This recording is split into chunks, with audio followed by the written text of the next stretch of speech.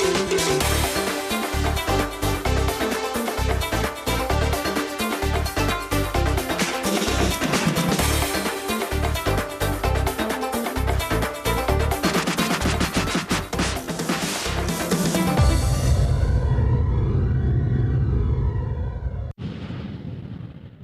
Zé Rio, de Ponte Santa Clara, de Coimbra.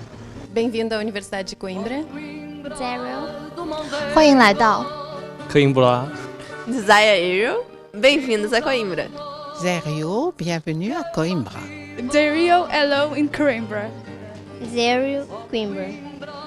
Hi, Zero. Dario, welcome to Coimbra. Zaire, good luck, Riyadh, Coimbra.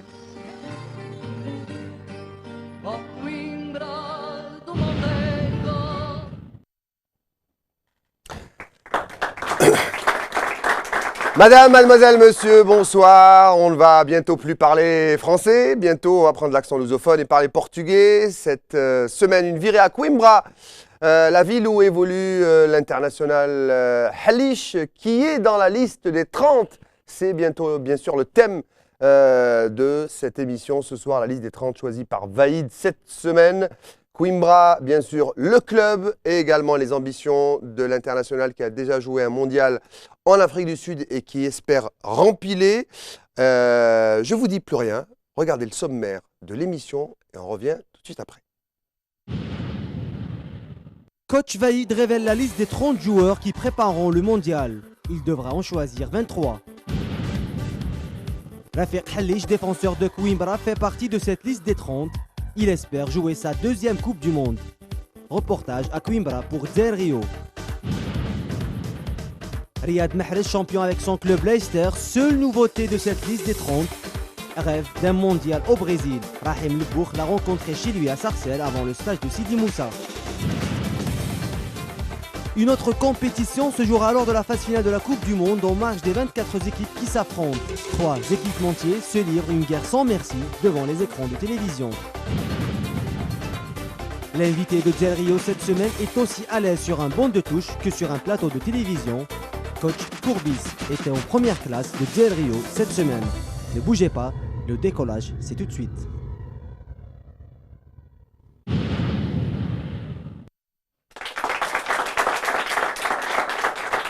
Comment joue-t-on dans la même saison le titre et le maintien dans deux championnats différents? La réponse avec notre invité ce soir, Roland Courbis.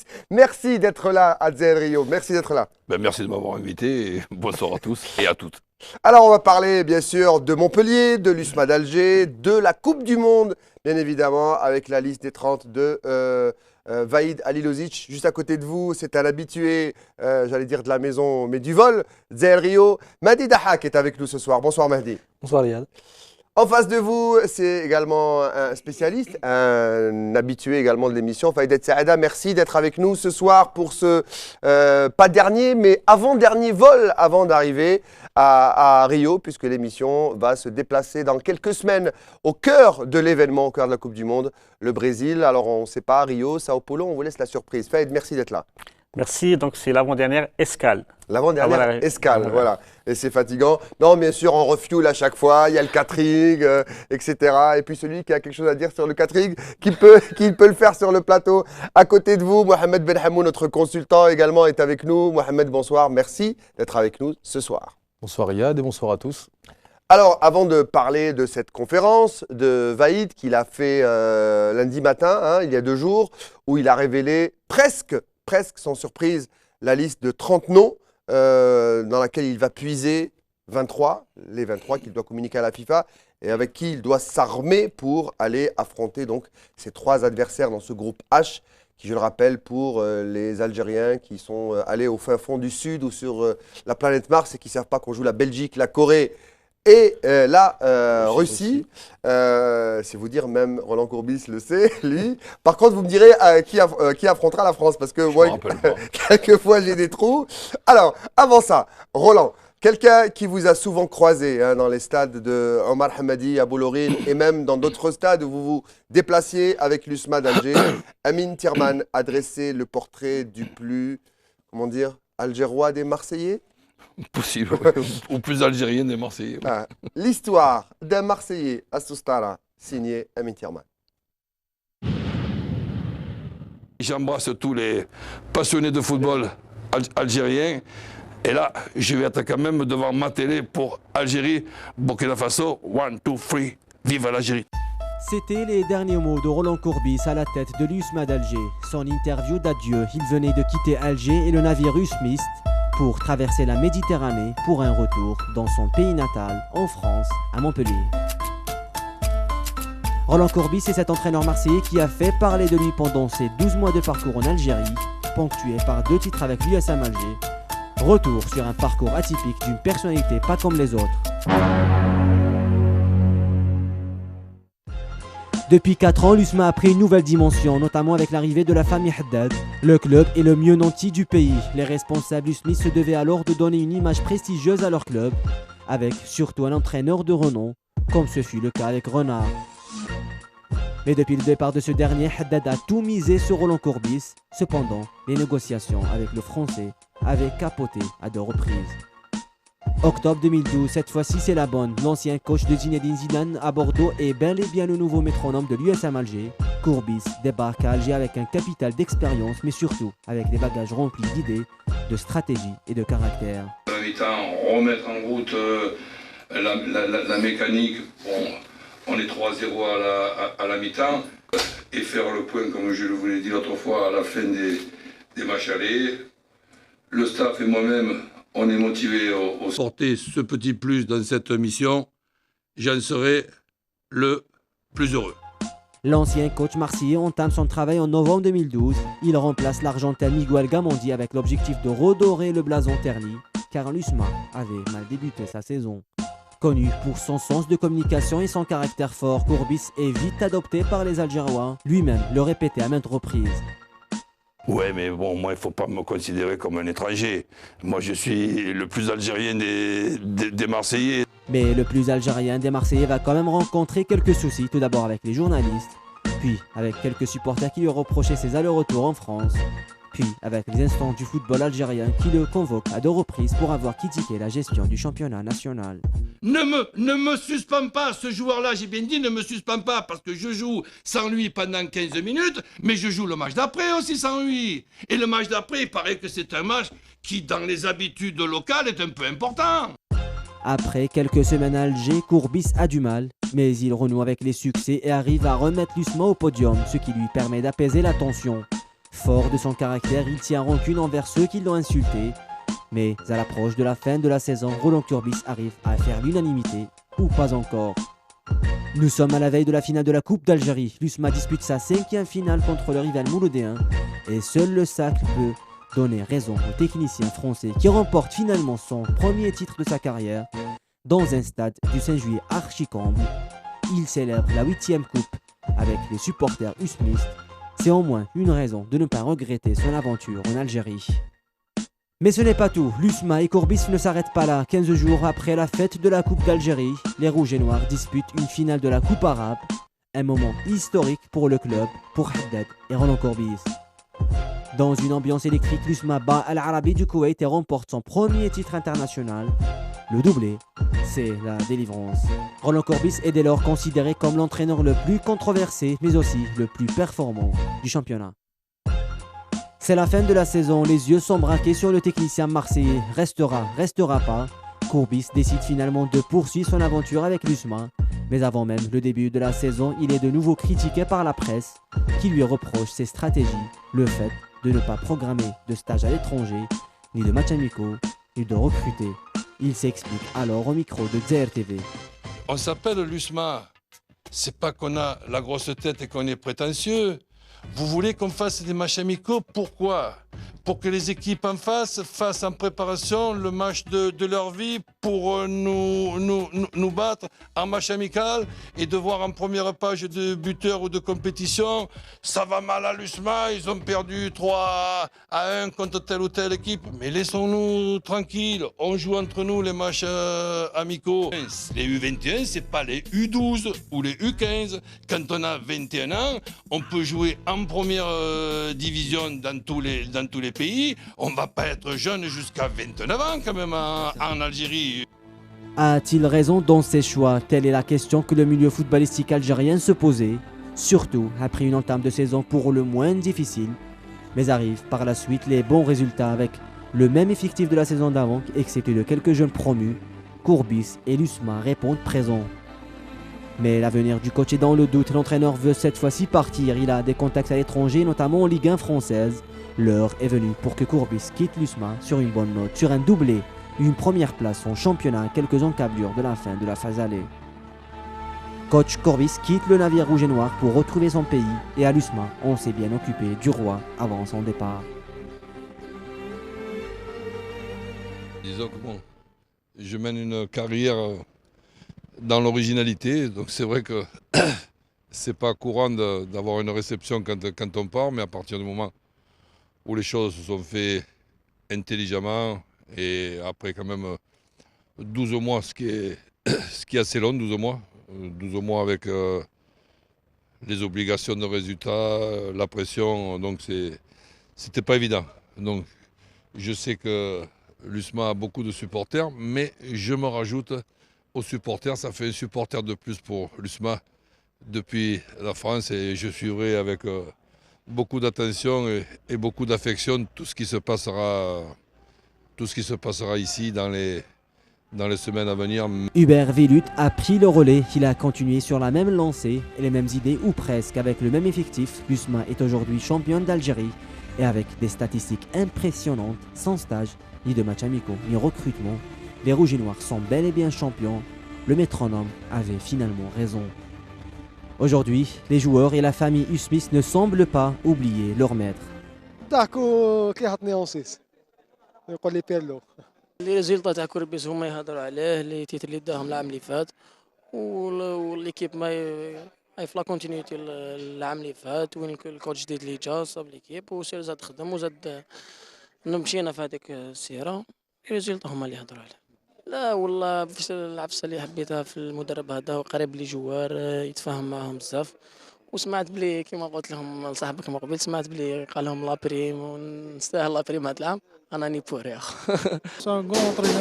سي اونترينور اللي خدمنا معاه سي اونترينور اللي كون الفريق هذا واللي كونه في عامين وين كيما الحاجه اللي مليحه اللي دارها بزاف اللي خلى لو ميم جروب تاع العام اللي فات اللي خلاها سنه والفريق الجروب هذا اللي راهو يدير في النتائج كيما سنه بالك العام اللي فات حقنا لقبين وسنه حقنا الشامبيونه صافي بليزير اللي خدمنا مع اونترينور كيما كوربيس. الحاجه اللي بالك اللي تفكرها اللي نضحك يا الله غالب كيما يقول واحد الله غالب هي اللي بزاف اللي.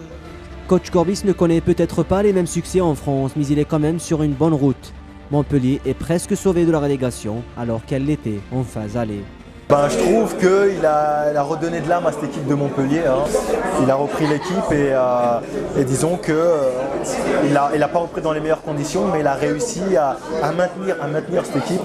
C'était l'objectif principal. Je pense que l'année prochaine, il aura beaucoup plus d'ambition. Le fait de débuter, de prendre le groupe dès les périodes de préparation, va lui permettre vraiment d'asseoir sa philosophie. Désormais, la question que l'on se pose est, verra-t-on de nouveau le Marseillais à Alger? L'équipe nationale algérienne fait-elle partie des plans du coach? La réponse tout de suite sur le plateau.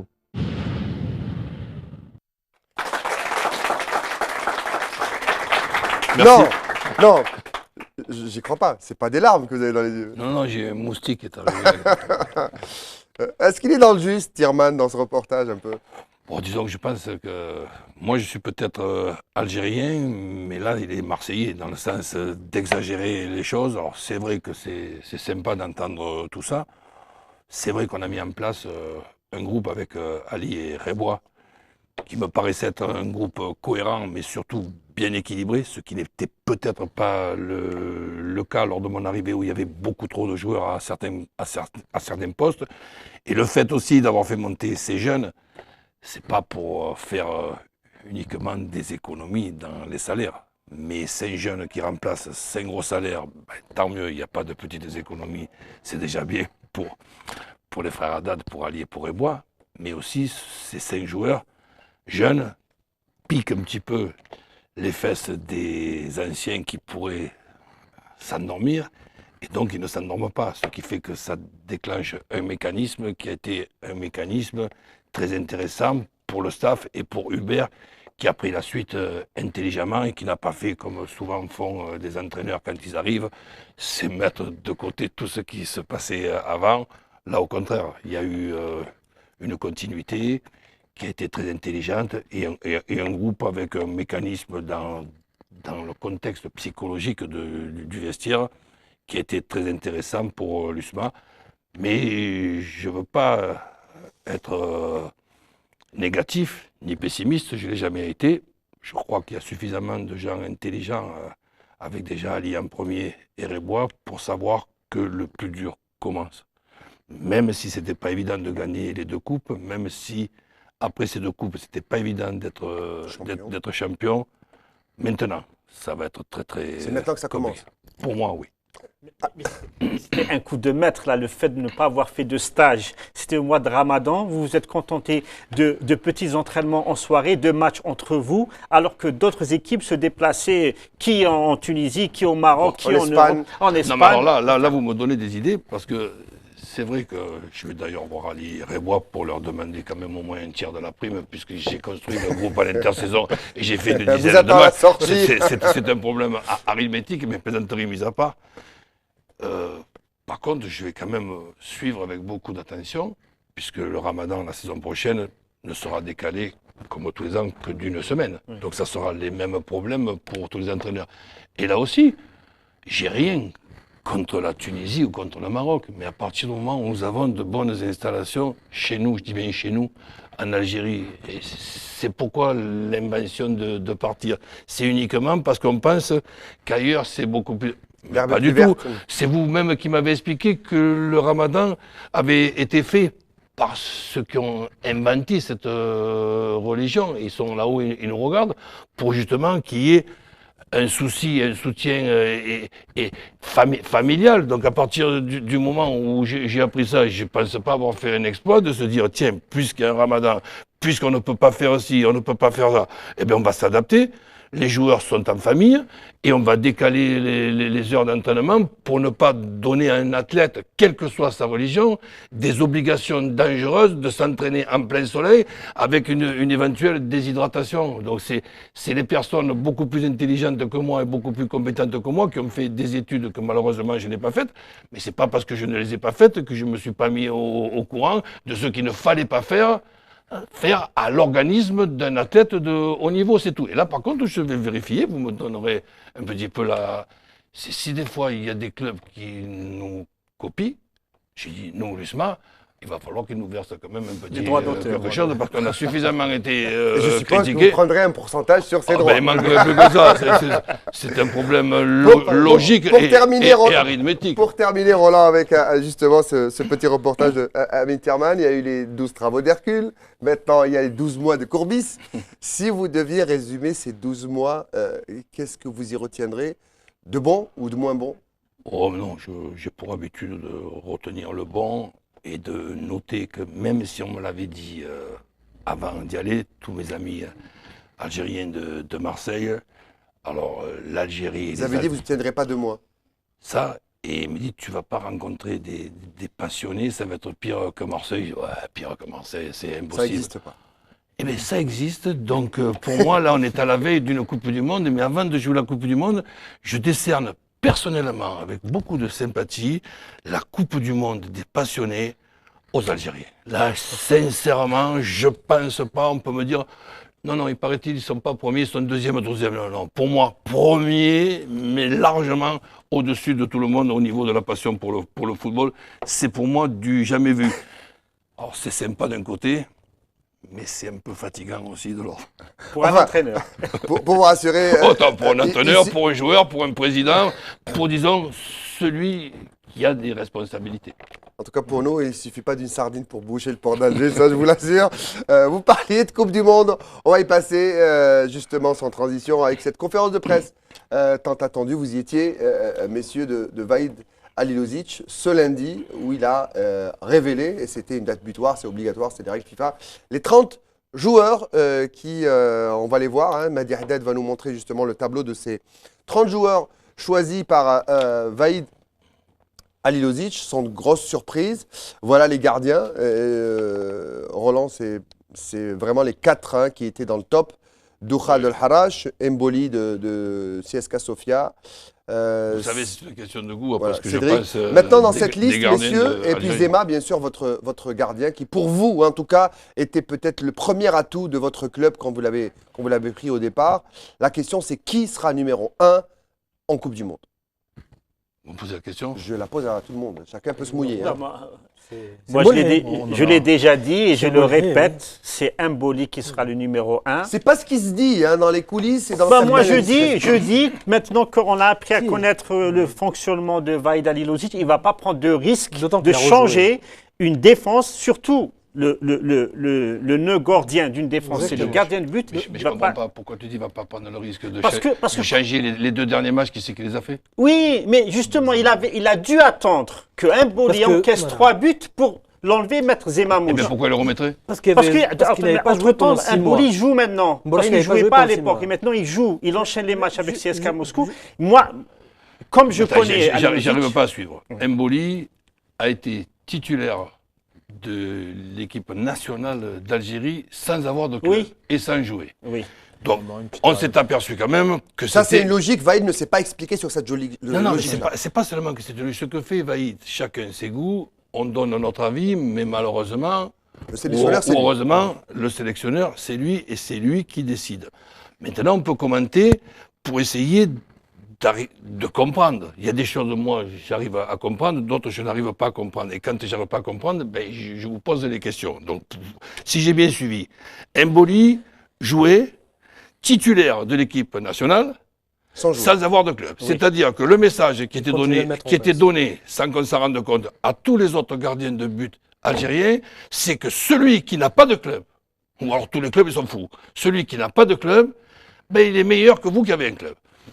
C'est déjà pas facile à faire passer comme message, et là, Vahid a toute ma sympathie et toute mon admiration. Mais, à un certain moment, on commence à être inquiet du côté de Vahid et de son staff. Parce que Vahid n'est pas le seul à décider en ce qui concerne les gardiens de but. Il se renseigne aux responsables aussi des gardiens de but. Et là, on commence à prendre peur, en se disant, si jamais nous sommes éliminés, avec un gardien qui ne joue pas, on va se faire massacrer, ce qui sera en plus tout à fait logique. Et là, c'est pas facile pour celui qui va rentrer dans les buts de l'équipe d'Algérie dans ces conditions-là. Et celui-là, il s'appelle Zemamouche, qui est au départ de ma venue en Algérie, remplaçant plus ou moins Alusma, parce qu'il aurait marqué un penalty dans un match Mouloudia-Usma.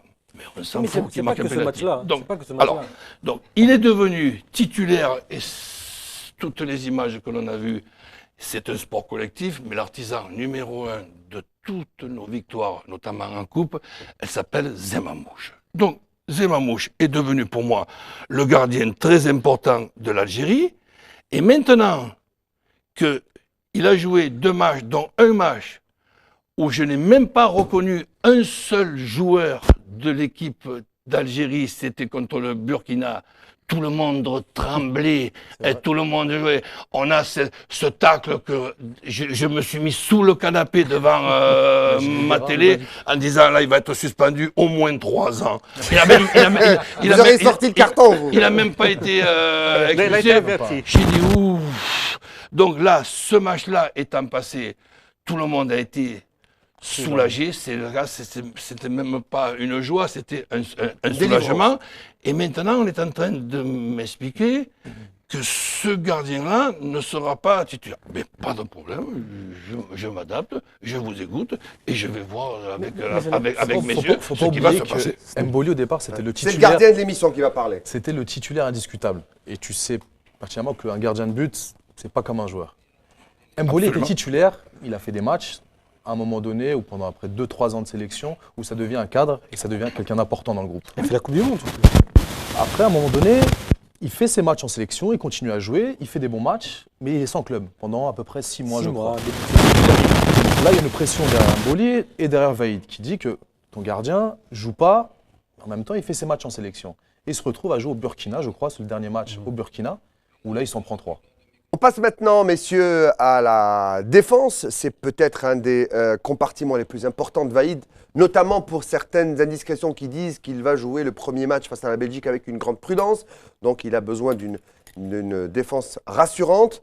Alors, Belkalem également est dans cette liste. Il ne joue pas beaucoup, n'est-ce pas, Mehdi à Watford? Il a joué des bribes de matchs cette saison. 4-5 matchs, 7 matchs en tout, pas beaucoup. Depuis sa blessure, depuis son retour de blessure, il a joué. Alors, quand on est parti le voir à Del Rio, il avait joué une partie de rencontre, mais c'est quelqu'un qui manque beaucoup de manque de temps de jeu. C'est peut-être celui qui va peut-être faire l'impasse. A évoqué des problèmes éventuellement d'intégration dans le club aussi. C'est peut-être aussi c'est ce que lui aurait dit le joueur. Majid Bouguera, c'est peut-être dans cette liste celui qui certainement sera titulaire lors de ce mondial. C'est le capitaine indiscutable. Qui vient de quitter son club. Même si Roland avait très justement fait la remarque sur son tacle. Sur ce tacle-là, évidemment, qui nous a fait peur à tous. En tout cas, sur l'ensemble c'est le capitaine, c'est le rescapé de la génération 2010. C'est le leader. Le leader, le grand frère. Donc, Vaïd en a besoin dans ce groupe. Et en plus, il tient bien la baraque. Kadamuro, lui, qui peut-être va faire jouer son atout de polyvalence, parce qu'il peut jouer en défense centrale et il peut également jouer sur le côté. Avec Mallorca, il a joué cette deuxième partie de saison à droite et dans l'axe, mais depuis 3 semaines, il ne joue plus. Voilà. On ne sait pas si c'est un choix du coach, surtout que la saison va aller au-delà du 17 mai. Donc, le coach de Mallorca prépare un autre jeune pour prendre son relais pour les derniers matchs. Mais quand même, il a réussi le pari de rejouer durant la phase retour. Est-ce que ça sera suffisant pour être pris en réponse le 2 juin?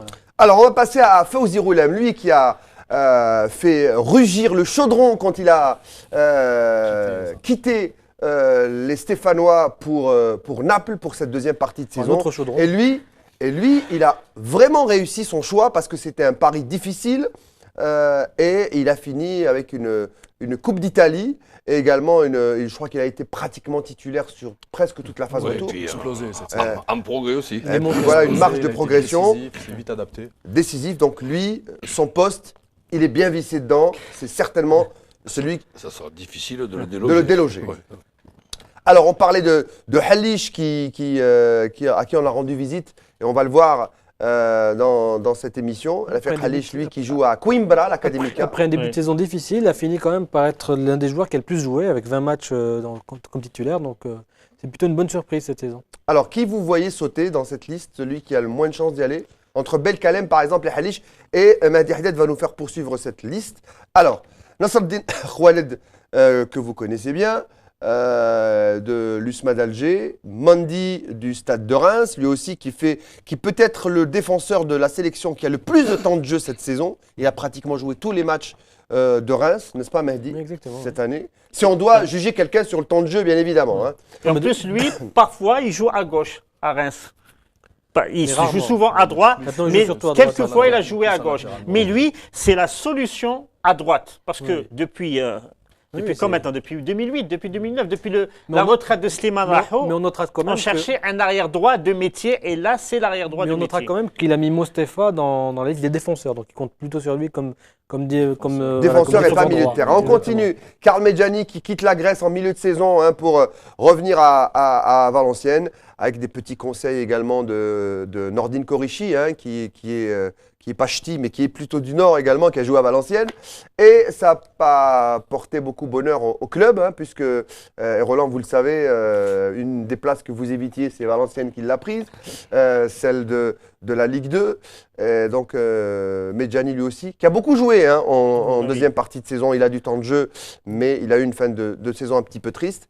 Jamel Mesbah, lui, qui est parti à Livourne, c'est quand même un parcours assez bizarre pour un joueur qui était au Milan AC et qui va changer comme ça de club pour essayer de chercher du temps de jeu, qui se retrouve à Livourne comme Belfodil. Oui, lui, au moins, il a fait un choix raisonnable. C'est-à-dire qu'il était à Parme, il ne jouait pas, il est parti à Livourne, il joue. Il y a un groupe de joueurs qui ont fait un sacrifice, il faut le dire, au mois de décembre. Ils sont partis dans des clubs dans lesquels ils n'ont pas nécessairement voulu partir, mais c'était pour avoir du temps de jeu. Il y en a qui ont été heureux à la fin, comme Mesbah, comme Halish, comme Kadamour qui ont joué. Et il y en a qui sont partis pour rien, comme Belfodil. Non, il a joué Belfodil, mais il n'a pas marqué. C'est ça la différence. Comme Kadir, il est parti, mais il n'a pas eu de... On va en parler, Kadir, pour le milieu de terrain. Je vais finir par le Corse de la bande. C'est Mehdi Mustafa, qui a fait sa saison. Hein. Moi, je trouve, honnêtement, c'est un joueur comme ça qui ne paye pas de mine. On avait discuté avec Cavalli, qui était à votre place il y a quelques semaines, qui le connaît bien. Son fils joue avec lui à Ajaccio. C'est un club où vous auriez pu atterrir, hein, vous vous souvenez, quand on s'est rencontrés avant que vous quittiez Alger. C'est un joueur honnête, c'est un joueur qui a la grinta, c'est un joueur qui se donne. C'est un joueur polyvalent aussi. Et polyvalent, peut-être que c'est un atout. C'est pas rien hein, dans un groupe, un joueur comme ça. Oui, avec sa polyvalence, son meilleur poste, je pense que c'est quand même milieu plutôt que qu'arrière droit. Même s'il peut jouer, je dirais plutôt dépanner arrière droit. Mais pour moi, je ne le vois pas avec un profil. Je vous donne raison parce que je ne sais pas, messieurs, mais les meilleures prestations de Mustafa en équipe nationale, c'était quand il était en 6, quand il était en récupérateur, et pas sur le côté. Le but qu'on a pris à l'aller au Burkina, c'est lui, quand il était sur le côté, il a laissé un énorme boulevard parce que c'est pas ses réflexes. Les gens ont retenu surtout le fameux match à Marrakech contre le Maroc aussi. Il y a un ailier qui lui a fait beaucoup de mal. Mais là, à Ajaccio, il joue souvent à droite, mais dans une défense à 5. Donc il n'a pas forcément besoin de totalement défendre. Voilà. Oui, il y a toujours quelqu'un en couverture. Et lui, je pense qu'il va être en doublure de Mendy. Et si la question, pour revenir à la question de Riyad par rapport à qui va partir, moi je pense dans cette liste, ce sera Khaled qui va perdre sa place de polyvalent si Kadamour ne se blesse pas. Et un autre défenseur qui partira, je pense que le choix, ce sera sans doute Belkalem parce qu'il n'a pas beaucoup joué. En défense centrale, c'est celui qui a moins joué cette année. Exactement. Alors, avant de continuer cette liste... De la polyvalence, Khaled aussi. On peut parler oui, justement, mais il y a Kadamour aussi qui est polyvalent, mais voilà, ça dépendra donc de l'état de forme, je pense, des joueurs. Voilà, en tout cas, en équipe nationale, le service rendu ne sert absolument à rien, même si Khaled a joué peut-être le match le plus décisif dans le parcours pour la qualification face au Burkina. Il ne sera peut-être pas là. Bien sûr, on n'est pas dans les petits papiers de valide, on ne sait pas ce qu'il va décider. Ça voudrait dire que si, bon, je vous suis. Il ne faut pas trop nous suivre, on fait dans la spéculation. Il n'y aura aucun local dans les 23. À part Zema. Il se pourrait que, mis à part les gardiens de but, il se pourrait qu'il n'y ait aucun local. Il y a quelques milieux quand même. On va y arriver. Mais avant cela, messieurs, Mehdi Haddad va nous garder au chaud la liste justement des milieux de terrain. On va écouter d'abord, et c'est pour ça que messieurs, vous êtes là, pour justement débattre des contradictions de cet excellent coach qui est Vaïd Halilovic. Dans ses contradictions, on va l'écouter dans ses objectifs et ses contradictions. Mais si quelqu'un connaît mon équipe, bah, c'est moi. Vous savez, pour préparer ce stage, je travaille depuis 6 mois. Je savais parfaitement bien comment l'équipe s'est comportée. Pour moi, c'est l'équipe plus talentueuse que je connais en Algérie, c'est l'équipe 82, avec beaucoup de talent. Mais vous voyez, malgré 2 victoires, sur 2 victoires qu'ils ont obtenues, vous savez, 2 dernières Coupes du Monde, pas une victoire et seulement un but sur coup franc de Zidane, ballon dévié. Je connais toutes les statistiques. Maintenant, on demande de cette équipe, pas seulement passer le premier tour, mais passer le 12e tour. Et c'est ça, ça commence un petit peu, pas énervé, mais ça veut dire, bon, ambition, il faut avoir ambition. Coupe du Monde 2014. Déjà, ces qualifications, on est tous fiers. Je connais parfaitement bien qu'est-ce qu'un Marocain et un Tunisien aurait pu donner pour être à notre place. Le plus grand fort de cette équipe, c'est la jeunesse, c'est l'enthousiasme, jouer sans complexe, et ils n'ont pas pression. Mais quand on s'en va là-bas, seulement pour honorer notre participation, je ne suis pas d'accord du tout. Mais c'est facile de prononcer les mots, donner. Surtout, je ne veux pas donner une illusion au peuple algérien comment faire gagner Coupe du Monde, comment faire ça. Ça c'est vraiment irresponsable. Moi, je sais parfaitement bien. Mais quand je vois certains déclarations et tout ça, je suis étonné, c'est irresponsable. Que ça sera très difficile. Ils sont meilleurs comme nous. Mais ça ne veut dire pas qu'on va terminer, qu'on ne va pas gagner, tout ça. Pas du tout. Il ne faut pas comprendre, comment dire, manque ambition. Mais c'est quelqu'un qui me dit manque ambition. Ah ben c'est quelqu'un ambitieux, ça c'est moi. Ça c'est moi.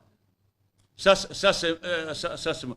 Ça veut dire, on va essayer de préparer, on va tenter quelque chose. Surtout, il ne faut pas qu'on ait dessus, après qu'on a regret, ni nous-mêmes, ni peuple supporter algérien, nulle part, qui donnent maximum. Mais s'ils sont meilleurs, on va dire, merci chapeau, ils sont meilleurs.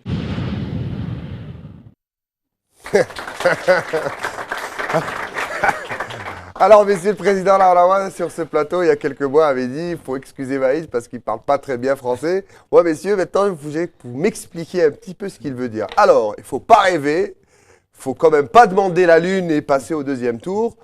Et en même temps, il ne faut pas manquer d'ambition. Alors, il veut faire quoi en Coupe du Monde? Je ne sais pas si... Moi, je pense je pense que même s'il ne parle pas très bien, mais il a dit une chose cohérente. Il a dit il ne faut pas faire rêver les gens, mais on va aller pour jouer nos chances. En fait, nous, on va essayer de passer au deuxième tour, mais il ne faut pas que vous croyiez qu'on va y passer. Voilà. On va passer. Voilà, c'est-à-dire qu'il ne faut pas trop rêvasser, il ne faut pas croire que c'est facile, mais on va tout faire pour faire ça. Je pense que c'est cohérent, et ça a été ça son discours depuis le départ. Sauf que ce qu'il a omis de dire, c'est que passer au second tour figure bien dans son contrat. Justement, je ne sais pas s'il parle pas bien le français, mais en tout cas, il s'est bien noyé le poisson, parce que même quand on lui pose la question concrètement, est-ce que, parce que M. Rawarawa l'a déjà expliqué qu'il y a cet objectif de deuxième tour, quand on lui pose la question clairement, eh ben, il dit « moi je m'en fous de ce qui est écrit sur mon contrat. Moi ce qui m'intéresse c'est de voir ce qui va se passer après la Coupe du Monde ». C'est qu'il ne veut pas, on a l'impression qu'il ne veut pas se donner d'objectif. En fait, sur son contrat… Non mais passer le second tour, ça veut dire quoi? Se qualifier sortir du groupe. Non mais ça c'est… Moi je ne connais pas son contrat et je ne veux pas le savoir. Maintenant publiquement, si. Je pense que je ne connais pas de sélectionneur qui ne veut pas passer le deuxième tour en Coupe du Monde. Maintenant je pense que là il fait preuve de lucidité, se dire on y va, on fait le maximum pour ne pas avoir de regrets. Mais on n'y va pas. Je ne connais pas de sélectionneur qui dit je vais en Coupe du Monde pour faire 3 matchs, 3 défaites. Mais le reproche, c'est qu'il reproche aux gens de dire on va aller en Coupe du Monde. C'est que personne ne dit, n'oblige les gens veulent aller en Coupe du Monde, veulent aller au deuxième tour. C'est juste ça. Tout le monde veut gagner la Coupe du Monde. Bien sûr, mais le fait de jouer un petit peu sur les deux tableaux, c'est-à-dire à la fois de dire aux gens vous n'avez pas le droit de dire qu'on doit aller au deuxième tour et de dire moi je vais tout faire pour aller au deuxième tour. Mais évidemment, c'est-à-dire que là il joue un peu sur les mots, il joue un peu sur l'ambition des gens. Roland Courbis, une équipe comme l'Algérie, qui n'est pas un habitué des Coupes du Monde et surtout, certainement pas, puisque ce serait une première dans l'histoire, un habitué des seconds tours et des huitièmes et des quarts, est-ce que ce serait indécent, impromptu, dangereux de parler et de dire en conférence, comme le fait Vaïd, je vais jouer le deuxième tour? Est-ce qu'il faut… Mais non, moi je vois les choses beaucoup plus simples. À partir de là, je vous promets, vous m'étonnez un petit peu. À partir du moment où l'équipe d'Algérie a fait une CAN ratée. Donc c'était pas il y a 10 ans, c'était avec le même groupe de joueurs. Coach. Bon, derrière cette CAN, je pense que nous avons, je dis nous, un président suffisamment intelligent pour continuer malgré tout à maintenir Vaïd parce que nous avions à cette époque-là les qualifications pour cette Coupe du Monde. Qualifications pas évidentes qui ont été faites. Et nous avons transpiré jusqu'au match retour contre le Burkina pour se qualifier pour la Coupe du Monde. Maintenant, je pense que la déclaration, mais on ne peut plus simple et logique, si je peux me permettre, s'il y a toujours des exploits en Coupe du Monde, pourquoi pas nous? Essayons au moins d'avoir la fierté de gagner un match sur ces 3 matchs qui, logiquement, sont 3 adversaires. C'est pas arrivé depuis 1982. Voilà, donc ce qui serait déjà bien. Après, si déjà nous gagnons un match, c'est pas non plus une obligation de perdre les 2 autres. Et sait-on jamais, mais là on perd du temps et de l'énergie, parce qu'il y a quand même un mauvais souvenir pour moi, je ne sais pas si vous êtes d'accord, j'avais suivi avec beaucoup là aussi de sympathie cette qualification d'il y a 4 ans contre l'Égypte, et je me rappelle avec ce match de barrage, c'était un exploit de l'Algérie contre une équipe d'Égypte pas facile à manœuvrer et pas facile à éliminer. Et là, j'ai eu l'impression, peut-être à tort, mais avec du recul, depuis la France où je voyais un petit peu tout ça, j'ai eu l'impression, il y avait même la Coupe du Monde, je ne sais plus qui c'est qui était en papier, là, bon, qui la tenait, j'ai eu l'impression que la qualification contre l'Égypte pour la Coupe du Monde s'était arrêtée là, comme si l'Algérie avait gagné cette Coupe du Monde. Et alors que ce groupe-là, de joueurs, et la poule dans laquelle était tombée l'Algérie, elle était plus que jouable, et peut-être encore plus jouable que celle de cette année. Au moins que ce manque d'ambition et ce manque d'optimisme d'il y a 4 ans servent à l'équipe d'Algérie pour ne pas renouveler les mêmes matchs en les jouant petit bras, et après la Coupe du Monde, dans la pire des choses, ça serait d'avoir des regrets de se disant « Tiens, finalement, on n'est pas passé si loin que ça. » Ça serait pour moi regrettable. Mais après, d'être éliminé dans ce groupe-là, ça serait logique, mais il n'y a rien de plus extraordinaire que d'être dans cette position-là. La pire des choses, c'est quand on est favori. Là, c'est outsider. Tout le monde va penser que l'Algérie, dans le meilleur des cas, sera 3e. Hein? Eh bien, en se disant, ben, on verra bien. Faites vos pronostics et nous, on jouera les matchs. Roland, d'où l'objectif du deuxième tour, cette fois-ci, qu'a demandé le président Laura au coach. Après avoir qualifié l'Algérie après 24 ans en Coupe du Monde, il est temps maintenant de penser à autre chose, penser à essayer d'aller plus loin.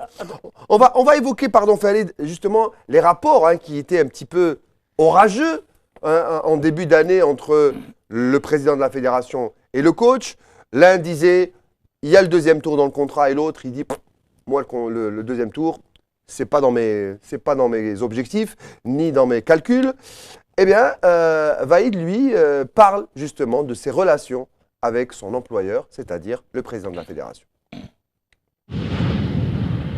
Et aujourd'hui, je peux vous dire aussi, président de la fédération, c'est quelqu'un qui connaît tellement beaucoup de choses, c'est quelqu'un qui est dans le football depuis des années, c'est pas quelqu'un naïf. Il connaît parfaitement bien beaucoup de choses. Mais ils m'ont proposé un contrat de 8 ans jusqu'à le Qatar 2022. Voilà, ça veut dire, pas dire on a un problème avec le président, mais non. On a une relation de travail, on a une relation de complicité, on se fâche entre nous. C'est la première fois aussi qu'un entraîneur peut se fâcher sur le président ou comme ça, que vous sachez parfaitement bien. Mais qu'on est devenus des amis, qu'on n'est pas d'accord sur beaucoup de choses, certaines, pas vous, pour certaines choses, mais qu'on avait un travail exemplaire sportivement, et derrière vous, complémentarité, complicité.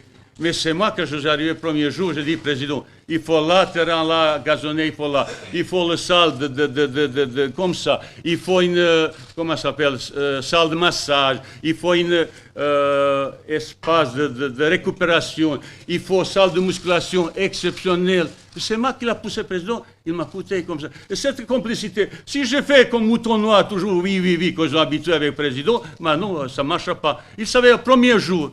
Il m'a laissé faire et je le remercie. Mais qu'on s'est fâché, mais bien sûr on s'est fâché, je vous dis franchement et honnêtement. Mais ça veut dire pas qu'on ne travaille pas ensemble dans l'intérêt de l'équipe. Lui, il est patron, et moi, je suis patron sportif. Lui, il a dit, c'est employé de la fédération. Oui, je suis employé, mais je suis patron sportif. Je voulais quitter, c'est moi-même que je voulais quitter, c'est mes enfants. Et ma...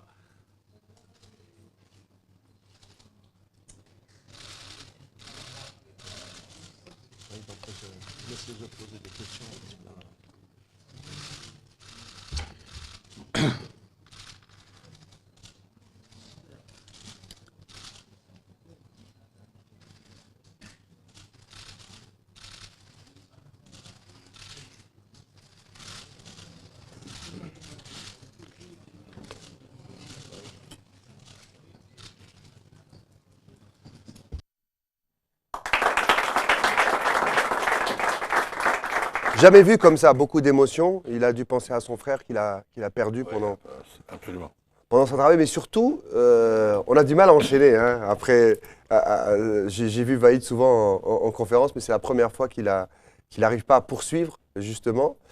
Et il a voulu aplanir les choses, hein, parce que c'était vraiment le clash, par médias interposés en plus, hein, entre le président et son coach.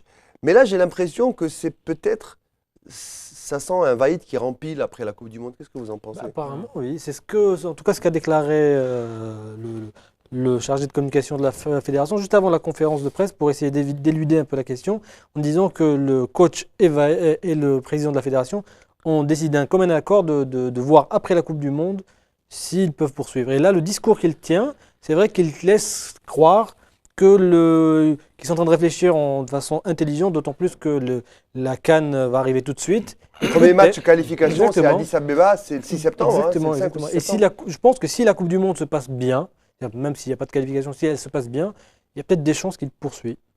Moi, je pense plutôt à un motus vivendi. C'est-à-dire que voilà, ils se sont mis d'accord pour, du moins vis-à-vis de l'opinion publique, faire bloc, éviter les querelles, penser à la Coupe du Monde et éviter que le linge sale ne s'étale en famille. En fait, c'est pour éviter toutes les polémiques avant d'aller au Mondial. Voilà, parce que dans sa tête, il est partant. C'est compliqué le foot, Roland, en Algérie. Ça pesait beaucoup, cette tension entre le président et le sélectionneur. C'est déjà suffisamment compliqué. Là, si je peux me permettre, je pense qu'on complique encore ce qui est déjà compliqué. Parce que les matchs qui vont se jouer, et Dieu sait que tout le monde les attend avec beaucoup de passion, mais au lieu de regarder ce qui va se passer après la Coupe du Monde, si vous permettez, regardons plutôt ce qui va se passer à la Coupe du Monde.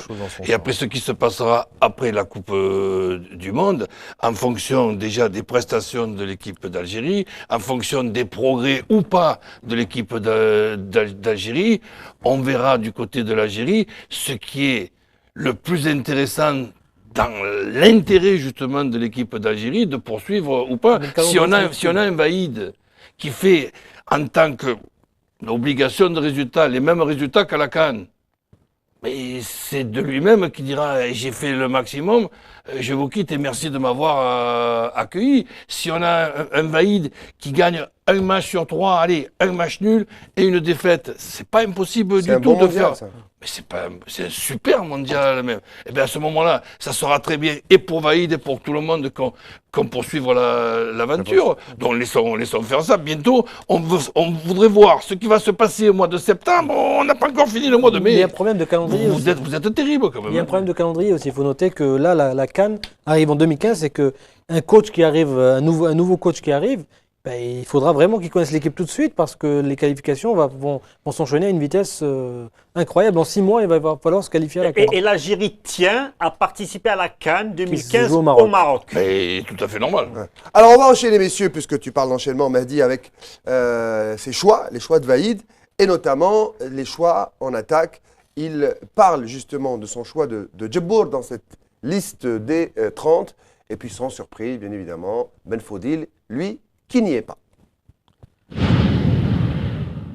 Djebbour, il avait un rôle très très important dans le groupe, même qu'il a joué pas beaucoup. Au départ, j'avais quelques problèmes, il est toujours blessé, retard comme ça, et on s'est expliqué. Après, il est devenu un leader positif, même qu'il ne joue pas. Et dans un groupe, pour Coupe du Monde, c'est complicité, c'est cohésion. De temps en temps, il est beaucoup plus important comme aspect footballistique. Ce n'est pas toujours meilleurs joueurs qu'ils ont dans le groupe, tous les sélectionneurs du monde. Quand je dis mentalement, il doit une équipe tellement forte. Quelqu'un qui me fait la gueule pendant 20 jours là-bas, il n'y a aucune nécessité pour être là. Si quelqu'un est moi, parce qu'il n'a pas participé beaucoup, ou en ce moment, il ne peut pas apporter grand-chose au groupe. Et pour ça, je serais un petit peu triste si Djebbour ne sera pas avec nous au bout du monde. Mais ce n'est pas seulement pour jouer, c'est son présence, son participation dans la préparation de ses collègues comme ça. Je peux vous dire, il a changé, garçon, énormément, beaucoup.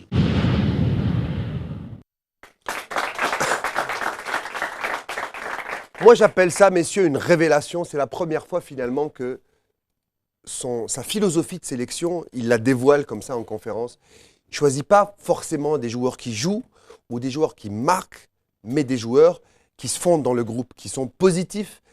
il ne parle pas de Djebour comme un joker qui peut marquer des buts, mais comme un Djebour positif, qui a de l'expérience, etc. Alors que Belfodil, lui, qui est, même s'il ne marque pas beaucoup, il est un peu plus, en tout cas il joue un petit peu plus, lui, il n'en parle même pas. Donc Djebour, il va faire quoi? Il va faire le scout du Club Med.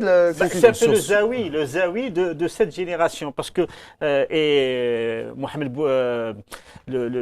Belhamou, oui, s'en souvient très bien, quand il y avait Samir Zawi en sélection, c'était le capitaine de l'ambiance. Il avait cette faculté de cimenter le groupe, de remonter le moral même à ceux qui ne jouent pas, ceux qui sont blessés. Même lui, il n'était pas titulaire, mais lui, il s'en foutait. L'essentiel, c'est que l'équipe marche. C'est d'être dans l'équipe.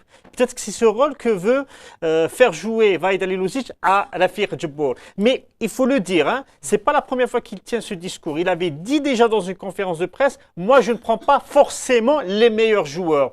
Je prends ceux qui se font dans un groupe et ceux qui font marcher l'équipe. Concernant Belfodil, alors, je vous réponds tout de suite. C'est vrai qu'il joue à Livourne. Il a joué pratiquement toute la phase retour. Le problème, oui, pas tous les matchs. Au début, il ne jouait pas.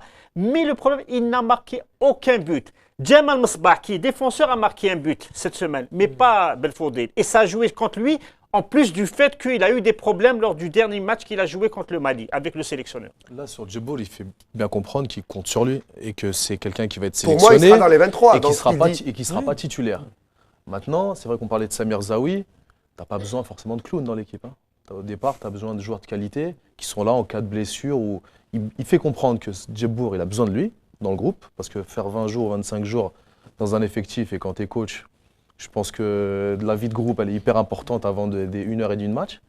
Et il fait bien comprendre que Djebour, c'est un joueur important, bon attaquant qui peut dépanner, mais surtout qui est important dans l'équipe. Je pense que c'est plutôt pas le même rôle que Zawi, justement. Là, il cherche plutôt un joueur qui fasse un petit peu le grand frère. Parce que moi, je me rappelle que c'est vrai qu'au début, il y avait pas mal de problèmes avec Djebour. C'était un joueur qui arrivait avec une mentalité un petit peu de joueur professionnel, qui arrivait un petit peu, comme beaucoup de joueurs qui arrivaient dans un groupe où ils avaient un statut exactement. Mais moi, je l'ai vu, c'est vrai que je l'ai vu évoluer, je l'ai déjà évoqué dans cette émission, qu'il a changé. Je me rappelle, moi, lors des qualifs, le dernier match à Blida, quand on a reçu le Burkina, il était derrière en train de s'échauffer. Il était vraiment, on sentait que c'était un joueur qui joue un rôle dans le groupe, avec les nouveaux, comme on dit, et tout ça.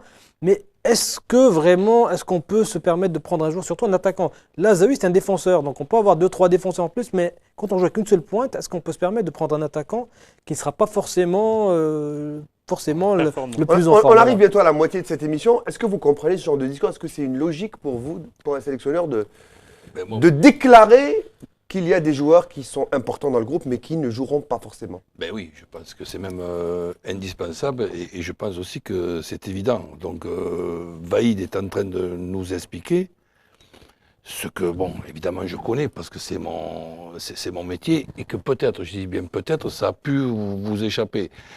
C'est qu'on n'est pas en train, là, du côté de Vahid et de l'Algérie, de construire, comme on a parlé tout à l'heure, un groupe d'un club qui va jouer 30, 35, 40 ou 50 matchs à une intersaison. On est en train de construire un groupe tout simplement pour jouer 3 matchs au départ et après, sait-on jamais si on se qualifie. Donc au lieu d'avoir toujours l'attention attirée par qui c'est qui va pas être sélectionné, etc., etc., ça, laissons-le un petit peu de côté et réfléchissons ensemble. Il y a dans tous les sélectionneurs, même si c'est un rôle totalement différent d'un entraîneur de club, le souci d'avoir son ossature importante de 7 à 8 joueurs, quelle que soit l'organisation mise en place. Ensuite, il y aura 7 à 8 joueurs qui vont se jouer les 4 ou 5 places qui restent. Et ensuite, le reste, ça sera des joueurs complémentaires, autant sur le plan footballistique que sur le plan psychologique, que sur le plan affectif, que sur le plan amical. C'est-à-dire, on ne va pas sélectionner un emmerdeur comme 23e pour se pourrir tous les stages en ce qui concerne l'ambiance. Il y aura peut-être un plus sympa et moins bon footballistiquement qui sera sélectionné parce que rien que de voir la tête de celui qui en plus est antipathique et encore plus antipathique quand il joue pas, eh bien celui-là on lui dira tu regardes à la télé, on est derrière l'écran et on te fait coucou et on te le dit pas mais on est content de pas te voir comme tu peux même pas t'imaginer. Ça on peut pas le dire, mais des fois on le pense tellement que le mec il entend. Tu vois. Donc c'est ce qui se passe dans la construction d'un groupe-là, ne l'oublions pas, même si c'est la Coupe du Monde, même si c'est la Coupe interplanétaire, c'est 3 matchs avec 23 joueurs. Donc pour faire 3 matchs, éventuellement les 8e de finale, ben, nous avons effectivement besoin de 30, après il faut en enlever 7. Mais il y a 15 joueurs importants. 15 joueurs. Le reste, les 8 là, eh bien ok, on prendra la complémentarité, pour la on prendra PlayStation. ci, on prendra là, non. Mais c'est pas la chose la plus importante. Pour moi, la chose la plus importante, c'est les 15 joueurs les plus importants de toutes les nations. Et là, puisque nous parlons de l'Algérie, ben, les 15 joueurs de l'équipe et de la nation qui s'appelle l'Algérie. Voilà. Il y a un joueur qui risque de regarder à la télé sa Coupe du Monde et les joueurs risquent de lui faire coucou. Ben, c'est Boudbouz. On pensait qu'il allait même pas être dans cette liste des 30. L'ancien joueur de Sochaux qui a fait une saison assez honorable à Bastia. Tu veux dire par là que Boudbouz risque d'avoir ce fameux qui va 2 va 3, c'est-à-dire qu'on a encore, on le prendra pour splaf, voilà. J'aurais pas fait mieux. Et une fois, il va arriver, il va pas repartir. Alors, retiendra pas. Déconne pas, il va se taire, on l'encorbise. Vaïd Halilovic sur Riyad Boudbouz. Il est sur la liste de 30. Pardon? Ah bah, il y a de concurrence, Riyad Boudbouz, il est là, il a joué, et je sais qu'est-ce qu'il est capable. Je regardais le dernier match. Il est en cette forme, comme vous dites, il a perdu même sa place il y a un mois, il n'a même pas joué, il était remplaçant. Les derniers 2 matchs, il a joué. Je regardais chaque son match, je sais dans quel état. Il est parmi les candidats pour 23. Est-ce qu'il sera de 23? On verra.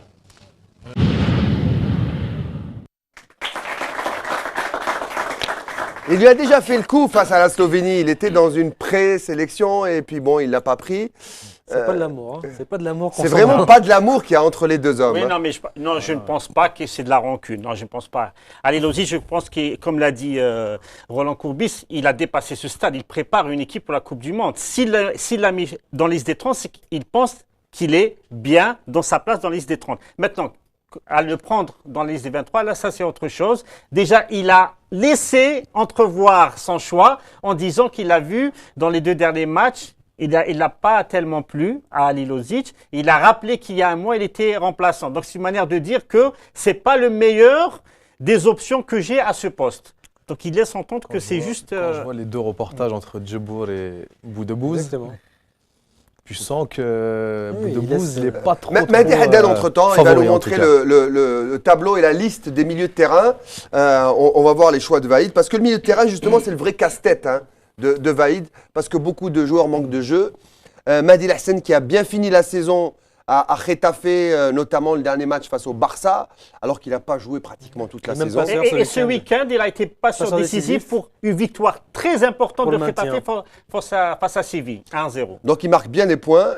Il y a Taider. Alors Taider, lui, ne joue plus. Il est sur le banc, il est dans les 18, mais il ne joue pas. Il a joué un quart d'heure là dernièrement. Le problème, c'est que les milieux récupérateurs, mis à part Larsen, et pour Larsen, c'est un retour parce qu'il ne jouait pas. Les milieux récupérateurs ne jouent pas. Alors, Yebda, Guedioura, Taider et Bentaleb depuis quelques semaines. C'est ça le problème. C'est-à-dire des joueurs à un même poste manquent de temps de jeu. Alors, à l'Udinese, Yebda qui a changé donc en milieu de saison, lui ne joue pas beaucoup. On poursuit. Bentaleb, la petite perle qui est partie arracher le président Raoulawa. Ramené, il jouait aux Hotspurs de Tottenham. Et puis, je crois que depuis 7 ou 8 matchs, il ne joue plus. Il a rejoué encore ce week-end aussi. Ce week-end. Boudbouz, on en parlait donc à Bastia, qui fait partie de ce groupe. Brahimi, lui, c'est un grand joueur dans un très petit club en Espagne. C'est peut-être un des meilleurs caresseurs de ballon de la Liga espagnole. Lui aussi, je pense qu'il sera dans cette liste des 23. Adlen Guedioura à Crystal Palace. C'est pas facile quand même, excuse-moi de te couper, c'est que bon, on a le souci pour ceux qui n'ont pas assez de temps de jeu. Si on a un gars important qui joue tous les matchs, on a le souci qu'il soit carbonisé. Ou qu'il se blesse. C'est le souci du sélectionneur de la Belgique. Donc, hein. Voilà, est-ce que bon... Finalement, voilà, celui qui manque de temps de jeu, là c'est pareil, je parlais de 3 matchs, il n'y a pas 50 matchs à jouer, même un poste de relayeur récupérateur, eh bien tant mieux. S'il est un petit peu plus frais. Que les adversaires, ils se partageront le boulot avec les changements astucieux de Vaïd. Et puis je pense qu'il n'y aura pas de problème. Moi, ce qui m'inquiéterait encore plus, c'est le gars qui arrive à saturation et qu'au deuxième sprint du premier match amical, tu sais comme j'adore les matchs amicaux en plus au niveau, je les appelle les matchs à blessure. Donc c'est vrai que là, comme ça, on serait vraiment très mécontent. Alors, finalement, je dis, ne soyons pas trop inquiets non plus. Non, mais parce qu'il y a tel ou tel joueur qui n'a pas fait... Elle est très intéressante, votre analyse, Roland Courbis. Ça veut dire que le manque de temps de jeu n'est pas obligatoirement un handicap. Ça veut dire que ça peut servir le coach au moment où d'autres joueurs ont fait des saisons pleines. Des fois, on le dit, quand il y a un joueur qui est blessé au mois de mars, qu'on appelle le mois des fous, finalement, il se repose. Et il termine après avril et mai en faisant un malheur sur le sprint final. Donc finalement, un joueur qui manque de temps de jeu, il pense à la Coupe du Monde, il se prépare à la Coupe du Monde et t'inquiète pas, il sera présent. Il y a peut-être une petite différence entre un joueur qui manque un petit peu de temps de jeu, qui a joué une vingtaine, 15 matchs, et on a quand même des joueurs qui ont joué 5, 6 matchs, pas plus. Donc c'est quand même un petit peu inquiétant. Il a d'ailleurs brandi... On va terminer avant la pub, Mehdi, avec Karaoui. Voilà, ça c'est le petit lapin qui sort du chapeau de Vaïd. On parle de Karaoui à Metz, le promu en France. C'est sa région d'origine, voilà. Ouais. On parle d'une petite touche du côté de Metz, peut-être qu'il va retrouver la Ligue 1 française. Lui aussi, il est dans la liste. Les mauvaises langues disent qu'il est dans la liste des 30 pour en ressortir. Je ne sais pas. C'est un peu l'alibi local. Voilà. Alors, ça, c'est pour le milieu de terrain. Rapidement, on va voir, Mehdi va voir la ligne d'attaque. Avant d'aller à la pub, la ligne d'attaque, bien sûr, c'est ce Djabour dont parlait Vaïd tout à l'heure. Et puis, il y a... ceux qui seront au mondial. Hein. Je pense bien sûr à Forouli, le joueur de Valence qui a malmené et le Real et Barça sur leur terrain, battu le Barça à domicile, match nul et presque victoire in extremis.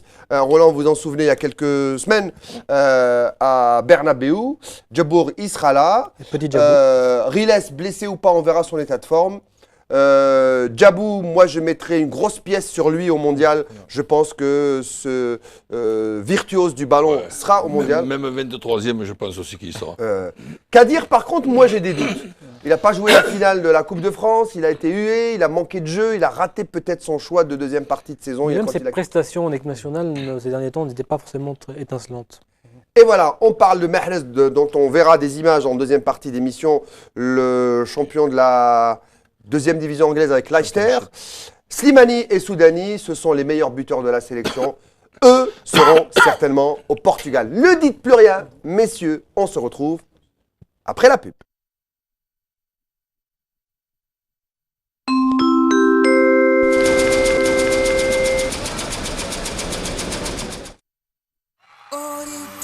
ماذا تنتظرون للحصول على الجيل الثالث؟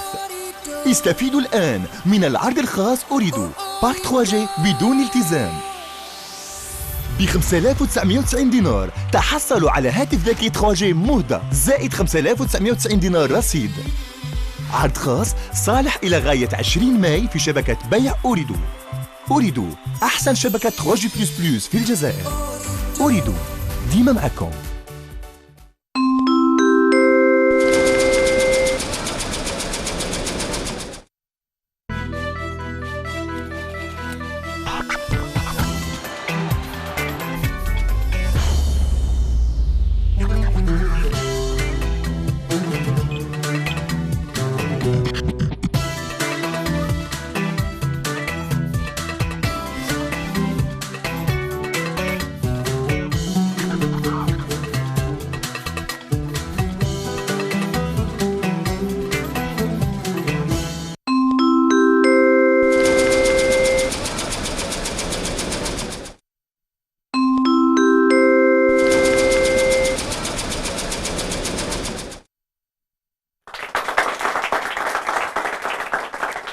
Retour sur le plateau de Dzael Rio pour la deuxième partie de cette émission qui, je le rappelle, ce soir, oui, plus il y en a et plus il y a du plaisir avec le foot.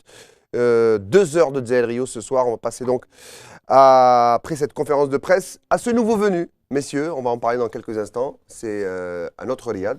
Celui-là, lui, il sera en Coupe du Monde, c'est sûr, comme moi. Ah, c'est pas sûr. Hein. On prend le pari, Farid. Il sera en Coupe du Monde. Une petite anecdote, c'est qu'à un moment donné, Vaïd avait émis quelques inquiétudes en ce qui concerne son milieu offensif. Les joueurs manquaient de jeu, ses joueurs à lui manquaient de jeu, et il n'avait jamais vu évoluer ce joueur.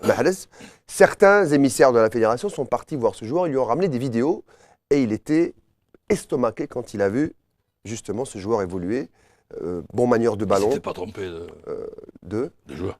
Non, il ne le connaissait pas. Non. Alors, ce Mahrez qui est venu donc, pour son premier stage à Sidi Moussa, c'était dimanche dernier.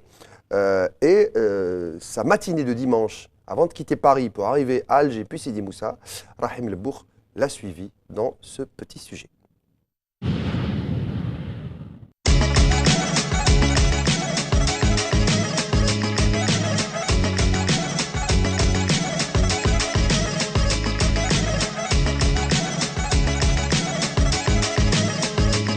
Bienvenue chez moi à Dzael Rio.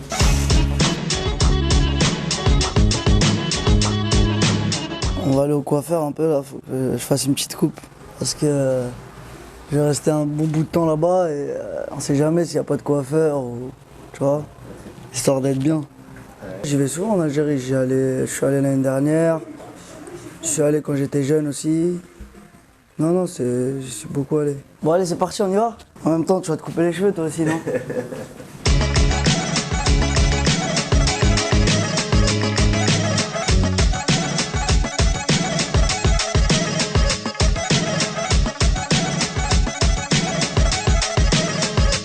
Quand je rentre à Sarcelles, là, c'est ici, je vais me couper les cheveux. Donc c'est chez Nassim. Parce que lui, il coupait mon père, là, Rahmo. Ouais. T'as capté ou pas? Ouais. Ça fait... depuis quand on était petit. Hein. Ouais, depuis que je suis petit, je venais avec mon père chez lui, tout ça. Depuis l'âge de 5-6 ans, il coupe chez moi. Mon père, il coupait tout le temps chez lui, tout ça, tu vois. Donc nous, on a pris le relais, t'as vu? C'est pas faire de la famille. Voilà.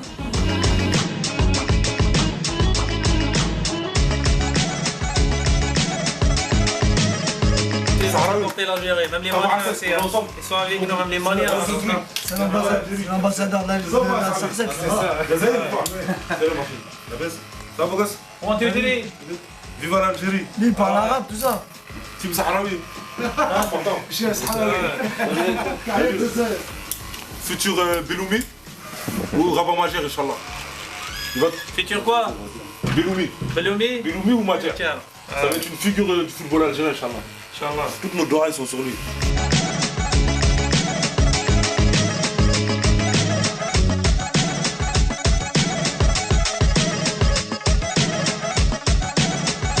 Nassim. Regarde, allez, bon courage. Ouais, bon Coupe du Monde, Inch'Allah, bonne continuation. Ouais, t'inquiète. Inch'Allah, tu seras le bon, Inch'Allah. Tu vas marquer avec la Belgique, Inch'Allah. Ouais, Inch'Allah, t'inquiète, Nassim. Plaisir, hein. Ouais. Tu vas avec ma coupe jusqu'en Brésil. Hein. Ouais, t'inquiète. Sinon, j'avais passé en Brésil pour faire des coupes. Je mange un petit peu, direction de l'aéroport.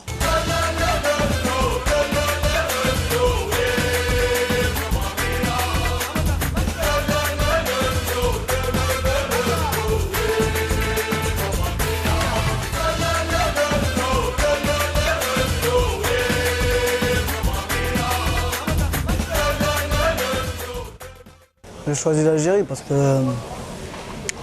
d'une, mon père il est algérien. J'ai toujours été en vacances en Algérie avec lui, avec mes frères, ma famille. J'ai beaucoup de famille là-bas, j'ai vécu beaucoup de bons moments là-bas. Et l'Algérie, voilà, c'est mon pays, c'est le pays que j'aime. Et je voulais. Et donc comme j'aime ce pays, je voulais porter son maillot. Je voulais jouer pour ce pays-là et voilà pourquoi j'ai fait ce choix. Certes, j'ai été pris, certes, je suis en sélection, mais il ne faut pas que je m'arrête là, il faut que je continue à travailler pour aller plus haut, encore plus loin et pour essayer de faire monter l'équipe d'Algérie, Inch'Allah. Franchement, on a un groupe difficile, comme tous les groupes, à mon avis, de la Coupe du Monde, mais sur 3 matchs, je pense qu'on peut faire quelque chose parce qu'en plus de jouer la Belgique dès le premier match, c'est vraiment c'est ce qui pouvait nous arriver de mieux parce que ça nous met dans le bain direct et c'est là c'est là qu'on aura envie, c'est là qu'on sera motivé, c'est là qu'on sera tous mobilisés. Et... Ouais, un joueur que j'aime beaucoup, moi, c'est Messi. Hein. Ouais. C'est vraiment, c'est le meilleur joueur de tous les temps. Tu t'inspires de lui? Ouais, parce que après, non, c'est le joueur que je préfère. Après, m'inspirer. Ouais, j'aimais bien Ben Arfa, Di Maria, tout ça. C'est un peu le même style de jeu que moi. Mais voilà quoi. Au début, c'était dur parce que voilà, avec la préparation j'avais jamais fait de préparation, tout ça. Moi, c'était toujours amateur. On rentrait du bled en septembre, direct, on allait en match à Sarcelles. Non, mais après, au début, c'était dur avec la préparation, mais après, j'ai pris l'habitude et voilà. Hein.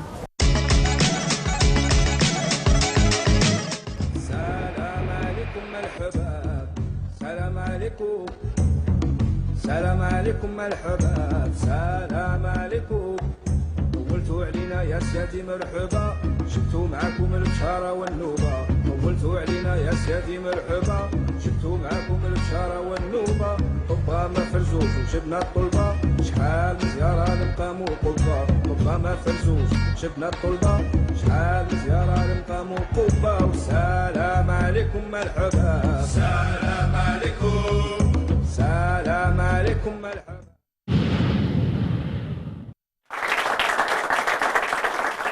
Voilà, Riyad Mahrez, ça fait 2 gars qui rejoignent le groupe et qui n'ont pas fait les qualifs.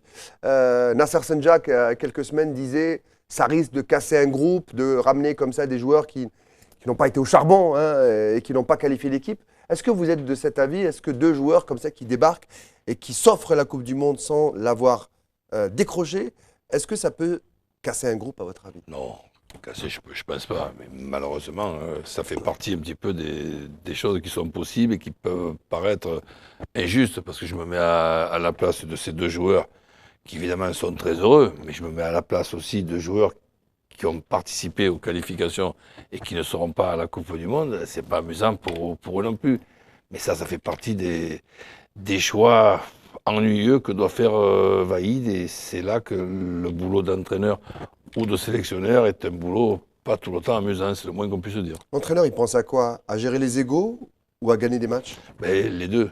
Et je crois que c'est en gérant les égos qu'il peut gagner les matchs aussi. Donc, finalement, il est obligé de peser le pour et le contre.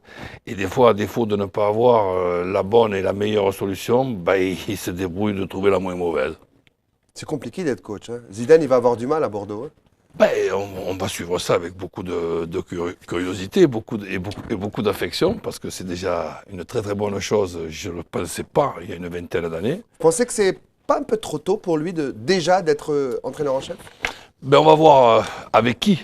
Hein, puisque si on fait la comparaison avec Laurent Blanc est arrivé avec Jean-Louis Gasset, dont lui-même manquait d'expérience, mais Jean-Louis Gasset avait cette expérience, ce qui a fait un bon duo. Et donc, avant de se prononcer pour Zizou, ben, on va voir avec qui il s'engagerait, parce que je parle au conditionnel, on ne sait pas si ça va être, si c'est sûr ou pas. Mais dans tous les cas, le voir comme entraîneur, je trouve ça sympa. J'y pensais pas du tout. Mais vu ses progrès, disons, dans la façon de communiquer, je le vois de plus en plus culotté, de moins en moins timide. Et ça, c'est une très bonne chose. Alors après, de là à réussir dans la carrière d'entraîneur, c'est totalement différent. On peut dire d'un grand joueur ou d'un ancien grand joueur que c'est compliqué pour devenir un grand entraîneur. C'est compliqué peut-être, mais c'est pas interdit. Hein. Donc, ni impossible. Il peut aussi, voilà, ni interdit, ni impossible. Il peut aussi, après avoir été un grand joueur, devenir un grand entraîneur. Mais pas tout de suite quand même. Patiente un peu.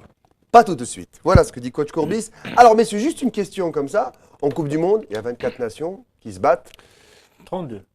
32 oui. Qui se battent 82, ça. Pour arriver certains au second tour, d'autres peut-être un peu plus en demi-finale. Mais ce n'est peut-être pas les seuls enjeux de cette compétition. Il y en a d'autres qui se battent, pas forcément sur le terrain. Eh ben, ce sont les marques et les équipementiers, notamment 2 géants des équipementiers, qui s'arrachent les maillots des équipes les plus prestigieuses, pour ne pas les nommer parce qu'ils seront beaucoup cités dans ce reportage. La guerre des marques dans ce sujet, signé Fodel Faïd. La prochaine Coupe du Monde ne sera pas qu'un rendez-vous de football, une simple confrontation entre Ronaldo, Messi ou le Brésil et l'Espagne. Le duel sera économique et commercial entre l'américain Nike et l'allemand Adidas. La guerre des équipements a d'ores et déjà commencé. Adidas, sponsor officiel de la Coupe du Monde, est pour la première fois devancé par l'américain Nike en nombre d'équipes qualifiées. Et pourtant, la multinationale allemande régnait auparavant en maître absolu. Mais le petit nouveau dans le foot commence peu à peu à lui faire de l'ombre. Au total, 10 équipes pour Nike, 8 pour Adidas. La bataille fait rage pour un marché du football estimé à plusieurs milliards de dollars. Nike habillera l'Australie, le Brésil, la Croatie, l'Angleterre, la France, la Grèce, les Pays-Bas, le Portugal, la Corée du Sud et les États-Unis. Quant à l'Espagne, l'Argentine, la Colombie, l'Allemagne, le Japon, le Mexique, le Nigeria et la Russie seront du côté d'Adidas. Les deux entreprises se réclament le leadership en matière de football, mais attention, n'oublions pas Puma, qui n'a peut-être pas les moyens de rivaliser sur le marché avec ses deux concurrents, mais pourtant, Puma équipera 8 nations au Brésil, 8 au total, tout autant qu'Adidas. Pourquoi ces marques se disputent la couronne sportive? Plusieurs raisons. C'est la course aux bénéfices. Un mondial, c'est aussi la garantie de toucher le plus large public possible et c'est surtout un moyen d'avoir un impact à long terme en matière d'image et de fidéliser le consommateur. La course au gain n'est pas basée que sur la vente des maillots, les souliers font aussi rêver les consommateurs. Une paire de Magista à la Iniesta ou une paire de Prime Night à la Messi. Dans l'euphorie de la victoire, le consommateur lambda est capable des plus grandes folies. Il consomme sans compter. Les stars qui brillent donc le plus vont permettre de vendre plus. Et une chose est sûre, pour ce qui est de la course aux nouveautés, Adidas et Nike brillent déjà en développant chacun de leur côté de nouvelles paires de chaussures. Et sur les réseaux sociaux, côté marketing, la marque allemande devra hausser son jeu. C'est un outil incontournable pour attirer l'attention des consommateurs. Le compte Twitter de Nike a près de 3 millions de followers, contre près de 800 000 pour celui d'Adidas. La Coupe du Monde, vous l'aurez donc compris, est donc un rendez-vous planétaire qui ne se joue pas que sur le terrain. Pour l'instant, pour ce qui est des maillots, 26 des 32 prétendants à la victoire sont partagés entre les 3 géants, Nike, Adidas et Puma.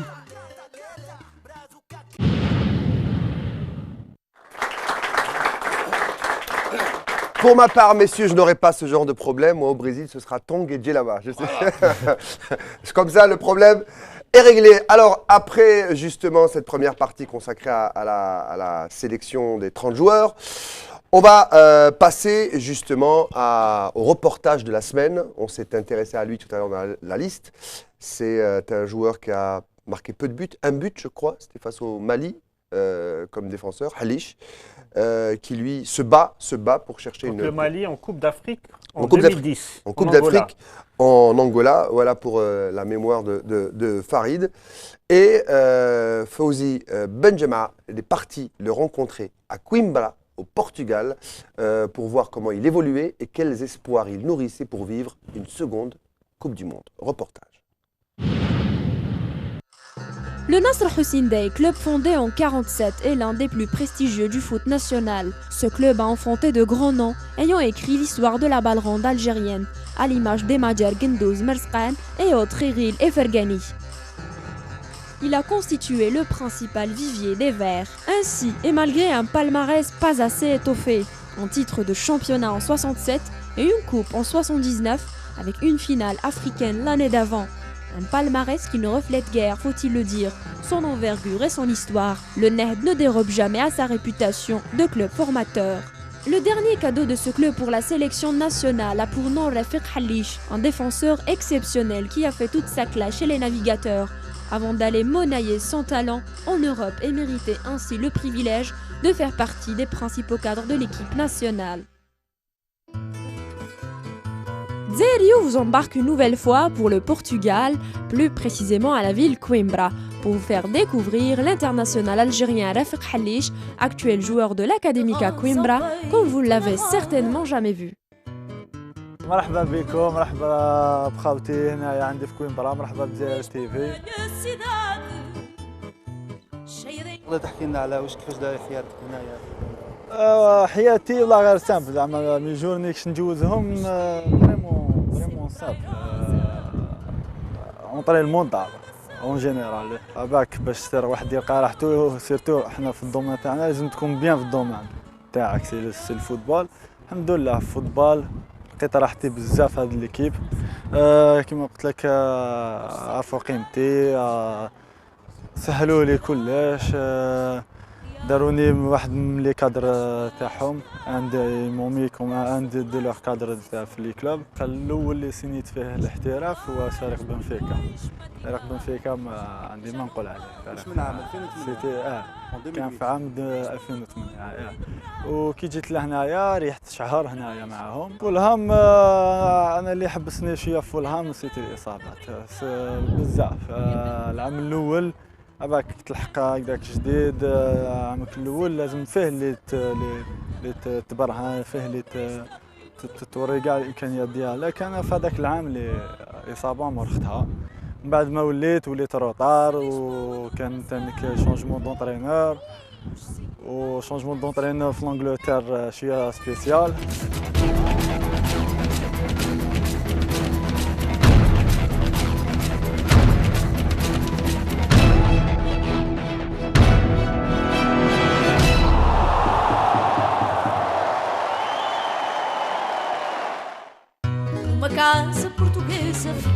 هنايا عندنا ستاد اولمبيك ستاد شباب بزاف.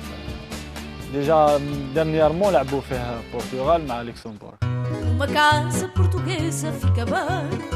كونفوكاسيون يا خويا فرحت بزاف. بريميرمون سي لو راف دو نيمبورت كال جوار الجيريان سيرتو سو كي سون في بلاد في الجزائر. وعلاش فرحت بزاف خاطرش خرجت غربه وعلى بالي باللي من لا سيليكسيون جوري البوسيبيليتي ندخل للبلاد سوفون. بابا هو القدوه ديالي. في الحومه بجراح هذاك ماشي كارتي ساهل بجراح وانا ولد واحد وصغير في الحومه هكذاك. قالوا له يا ولدي او وليدك عنده كاليتي وكان تجيبو يلعب معانا. يا ولدي دخلت نلعب هكذايا دخلني وقال لهم ليش انا يعرف يلعب بالون وسيتي هذاك هو الديبي تاعي في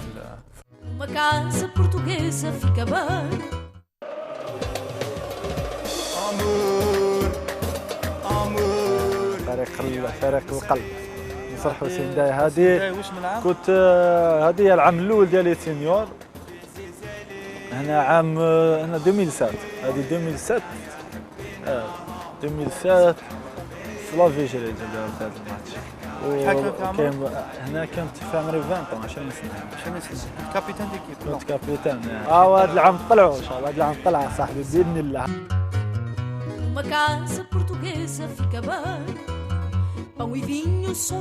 سبحان الله كي ولا فنسيا كنا ندوشو دي فوا ما كاش كاع الماء. ما كاش الماء نولي لي ما هكذاك عباك تباني مخبى. شوف عباك كان هنا تيف محفر ماشي صح طيح تموت. الشيخ سعدان اللي نحييه ديجا على المناسبه هو الاول كيما سي البروميير سيليكسيونير كيما كونفوكي اون سيليكسيون كيما دوني ما شونس شي سيخ سعدان.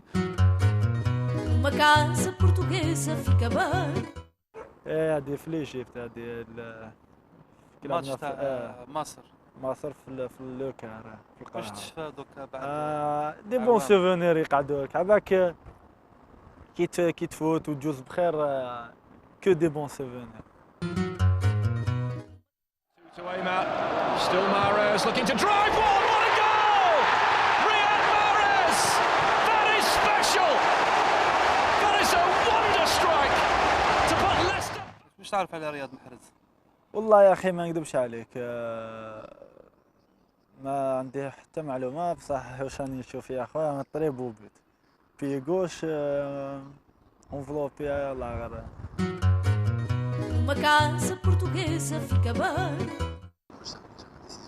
نبيل بن طالب واش تقول عليه؟ لا un bon jeune qui va beaucoup donner au football algérien.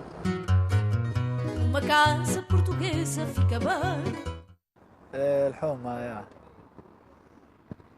يلا عندي شحال ما حبطت يا اخي شحال عندي 5 شهور ولا انا عندي بزاف. C'est un type il a beaucoup bossé والحق وين حب يلحق وان شاء الله نتمنى له النجاح ان شاء الله. كنا حنا نجوزوا بزاف دي بون مومون مع الله خاصة واش كيسمع الله وعلى بالو واش كاين.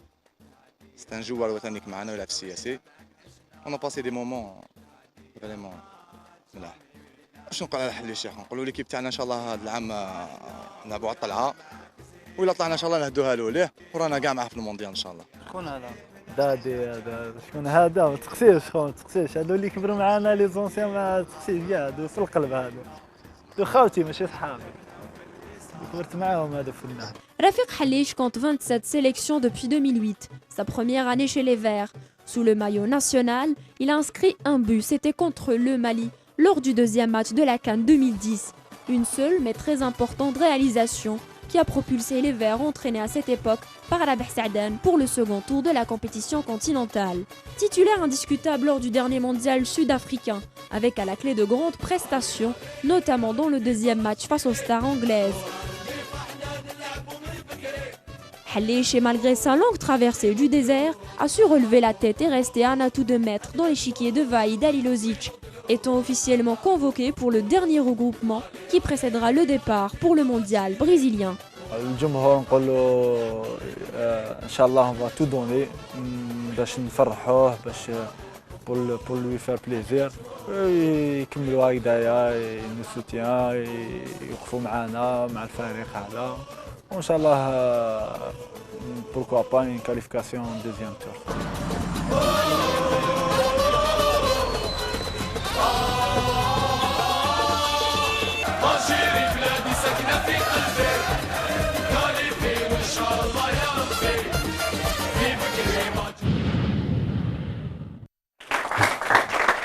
Reportage à Coimbra au Portugal, signé Fawzi Benjama et Amin Dao qui nous ont justement ramené ces images et cette rencontre avec Halish qui y croit. Hein. Vous disiez tout à l'heure pendant que le reportage passait que c'est que peut-être c'était un des meilleurs joueurs, notamment face à l'Angleterre. Oui, c'était l'un des meilleurs joueurs algériens durant le Mondial 2010, surtout alors quand l'Angleterre, lui et Bougara, sans oublier Antalihia, ont tout pris dans les balles aériennes. Ils ont empêché les Anglais de jouer leur propre jeu, celui du jeu direct. Et Rafik Halish à la Coupe du Monde, ça a été une référence. Dommage que par la suite, il a été bloqué pendant 2 ans dans un club où il a très peu joué. Ces 2 ans de perdu dans sa carrière. Heureusement que cette saison, il revient très fort, notamment à Académica Coimbra. Il revient de loin. Coach Courbis, pour Vahid, est-ce qu'il faut qu'il fasse la même stratégie que Sa'dan? Sa'dan qui sortait d'une épopée extraordinaire face à l'Égypte et cette qualification historique qui avait même fait le tour du monde et qui s'est dit la Coupe du Monde c'est du bonus, maintenant il faudrait que je limite les dégâts et que je fasse la Coupe du Monde la moins humiliante ou la plus honorifique possible, je ne sais pas, c'est selon. Ouais. Est-ce que cette fois-ci Vahid aussi va aller avec cet état d'esprit, c'est-à-dire être solide derrière et puis voir ce qui se passe devant? Est-ce que la base de son équipe c'est la défense à votre avis? Une solidité défensive, c'est indispensable, pas seulement un gardien et une défense, une solidité collective. Mais d'un autre côté, on ne peut pas non plus réussir sans avoir un potentiel offensif, sans faire peur aux adversaires et leur faire aussi mal de temps en temps en marquant un but, puisque cette Coupe du Monde d'il y a 4 ans donnait l'impression, quand on regardait l'équipe d'Algérie jouer, qu'on aurait pu jouer pendant des heures et des heures et des heures sans marquer l'ombre d'un but. Et ça, je pense que c'est quand même facile à améliorer. Mais si c'est pour aussi marquer des buts et en prendre le double, tout est question d'équilibre. Non, je crois qu'il faut rester dans la situation qui est la nôtre, je dis bien la nôtre, en tant qu'Algérien d'adoption, à savoir un groupe pas évident, mais c'est pas évident non plus de rencontrer l'Algérie et de se fixer comme objectif de gagner un match. Et après, les 2 autres... Vous pensez qu'on ne peut pas faire pire que le Burkina au match retour? On ne peut pas faire pire match que ça? C'est impossible. On ne peut pas descendre plus bas. Pour faire pire que contre le Burkina, il faudrait faire une seule passe. On n'est pas arrivé à en faire 2. Donc, non, pire, non, c'est impossible. Moi, je rappelle tout. Je pense que Vahid Halilović a dit une chose très sensée lors de la conférence de presse, on l'a vu tout à l'heure. Il ne faut pas oublier qu'on revient de très loin. L'Algérie n'a été plus en Coupe du Monde pendant 24 ans. Elle est revenue il y a 4 ans. Il ne faut pas oublier également que lors des 2 précédentes éditions, c'est-à-dire en 86 et en 2010, l'Algérie n'avait pas gagné un seul match. Elle avait marqué en total un seul but. Un but. Voilà, sur balle arrêtée. Donc voilà, il faut être réaliste. C'est-à-dire que cette équipe ne peut pas faire un miracle du jour au lendemain. Mais d'un autre côté, Halilović a sous la main des joueurs très talentueux. C'est peut-être la première fois que l'Algérie a autant de joueurs qui jouent dans des grands clubs. On a un qui joue à Valence, un qui joue à Porto, un qui joue à l'Inter, un qui joue à Sporting, un qui joue à Tottenham. Quand même, c'est des joueurs qui jouent à un haut niveau. Mais au niveau du talent. Pour répondre à ta question, avec peut-être un peu plus de précision, quand tu me dis, est-ce qu'il est possible de faire pire que Burkina, j'insiste, non. Mais aussi parce que le match contre le Burkina, il était très compliqué à préparer pour Vahid et le staff, et très compliqué pour les joueurs de le jouer. Par contre, les 3 matchs qui arrivent là, je ne parle pas des matchs de préparation. Ils vont être libérés ? Tout en étant concentré, mais ça n'a plus rien à voir. Tu es presque sûr et certain que tu vas avoir, bon, même si c'est pas difficile, tu vas avoir une équipe d'Algérie nettement meilleure que contre le Burkina, même si les adversaires seront eux aussi meilleurs que le Burkina. Mais le match contre le Burkina, mais c'était horrible. Même en regardant les hymnes, pendant les hymnes, devant la télé, tu étais toi-même contracté de voir la tête des joueurs. Parce que la décontraction, ça se transmet. Mais le stress aussi, ça se transmet. On va se relâcher pour nos amis téléspectateurs qui ne connaissent pas Coimbra. Hein. On sait qu'Ali joue au Portugal. Il joue dans un club qui s'appelle Coimbra. Mais qui connaît Coimbra? Qui connaît le club de Coimbra? Je connais, c'est à 40 km de Porto.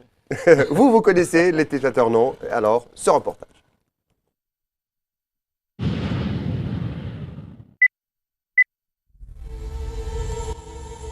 Académica, le club phare de la ville de Coimbra, la ville des oranges. Ce sont des jeunes étudiants qui ont fondé cette formation en 1876. Académica est l'une des plus anciennes équipes de football au Portugal après les prestigieux Benfica de Lisbonne, FC Porto et le Sporting. Ce club, dont fait partie l'international algérien Rafik Halish, joue toujours les premiers rôles avec en prime une participation à une coupe européenne chère aux équipes du vieux continent. Le noir et blanc sont les couleurs de l'Académica. Le noir représente le costume traditionnel des étudiants de l'université de Coimbra. Elle est la première université portugaise et la plus ancienne en Europe. Los Estudiantes ont remporté leur première Coupe du Portugal en 1939 contre le Benfica de Lisbonne 4-3 et la seconde en 2012 contre le Sporting. Mais l'Académica s'est fait éliminer au premier tour de l'Europa League. La Brosia reçoit ses adversaires dans le stade FAPL qui a déjà abrité des rencontres de l'Euro 2004. Le club de Coimbra est actuellement classé au milieu du tableau après un désastreux début au championnat, relégable durant la phase aller. ZRTV était présente lors du derby académique à Coimbra face à Vitória Guimarães. Le match s'est terminé sur un score vierge, 0 partout. Rafik Halish était le grand absent de ce derby pour cause de cumul de cartons, 5 en tout.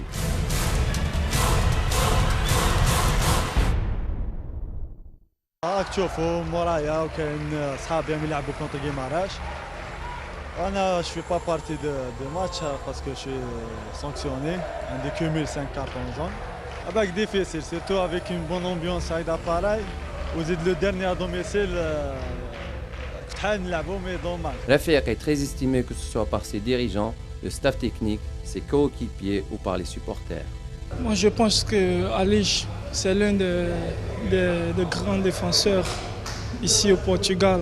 Il est très très bon, il a beaucoup d'expérience. Halish est un joueur de grand niveau. Halish est un joueur de haut niveau. Il a beaucoup évolué ces derniers temps. Son expérience fait de lui un capitaine exemplaire. Il mérite une participation au mondial brésilien et j'espère qu'il va s'illustrer. Je n'ai pas les détails sur sa situation contractuelle avec le club, mais j'espère qu'il va poursuivre l'aventure avec nous. La saison prochaine, l'Académica Coimbra, club des étudiants, vise le titre de champion. Pour cela, les dirigeants actifs sur le marché pour recruter des joueurs de gros calibre, comme ce fut le cas durant les années 60-74.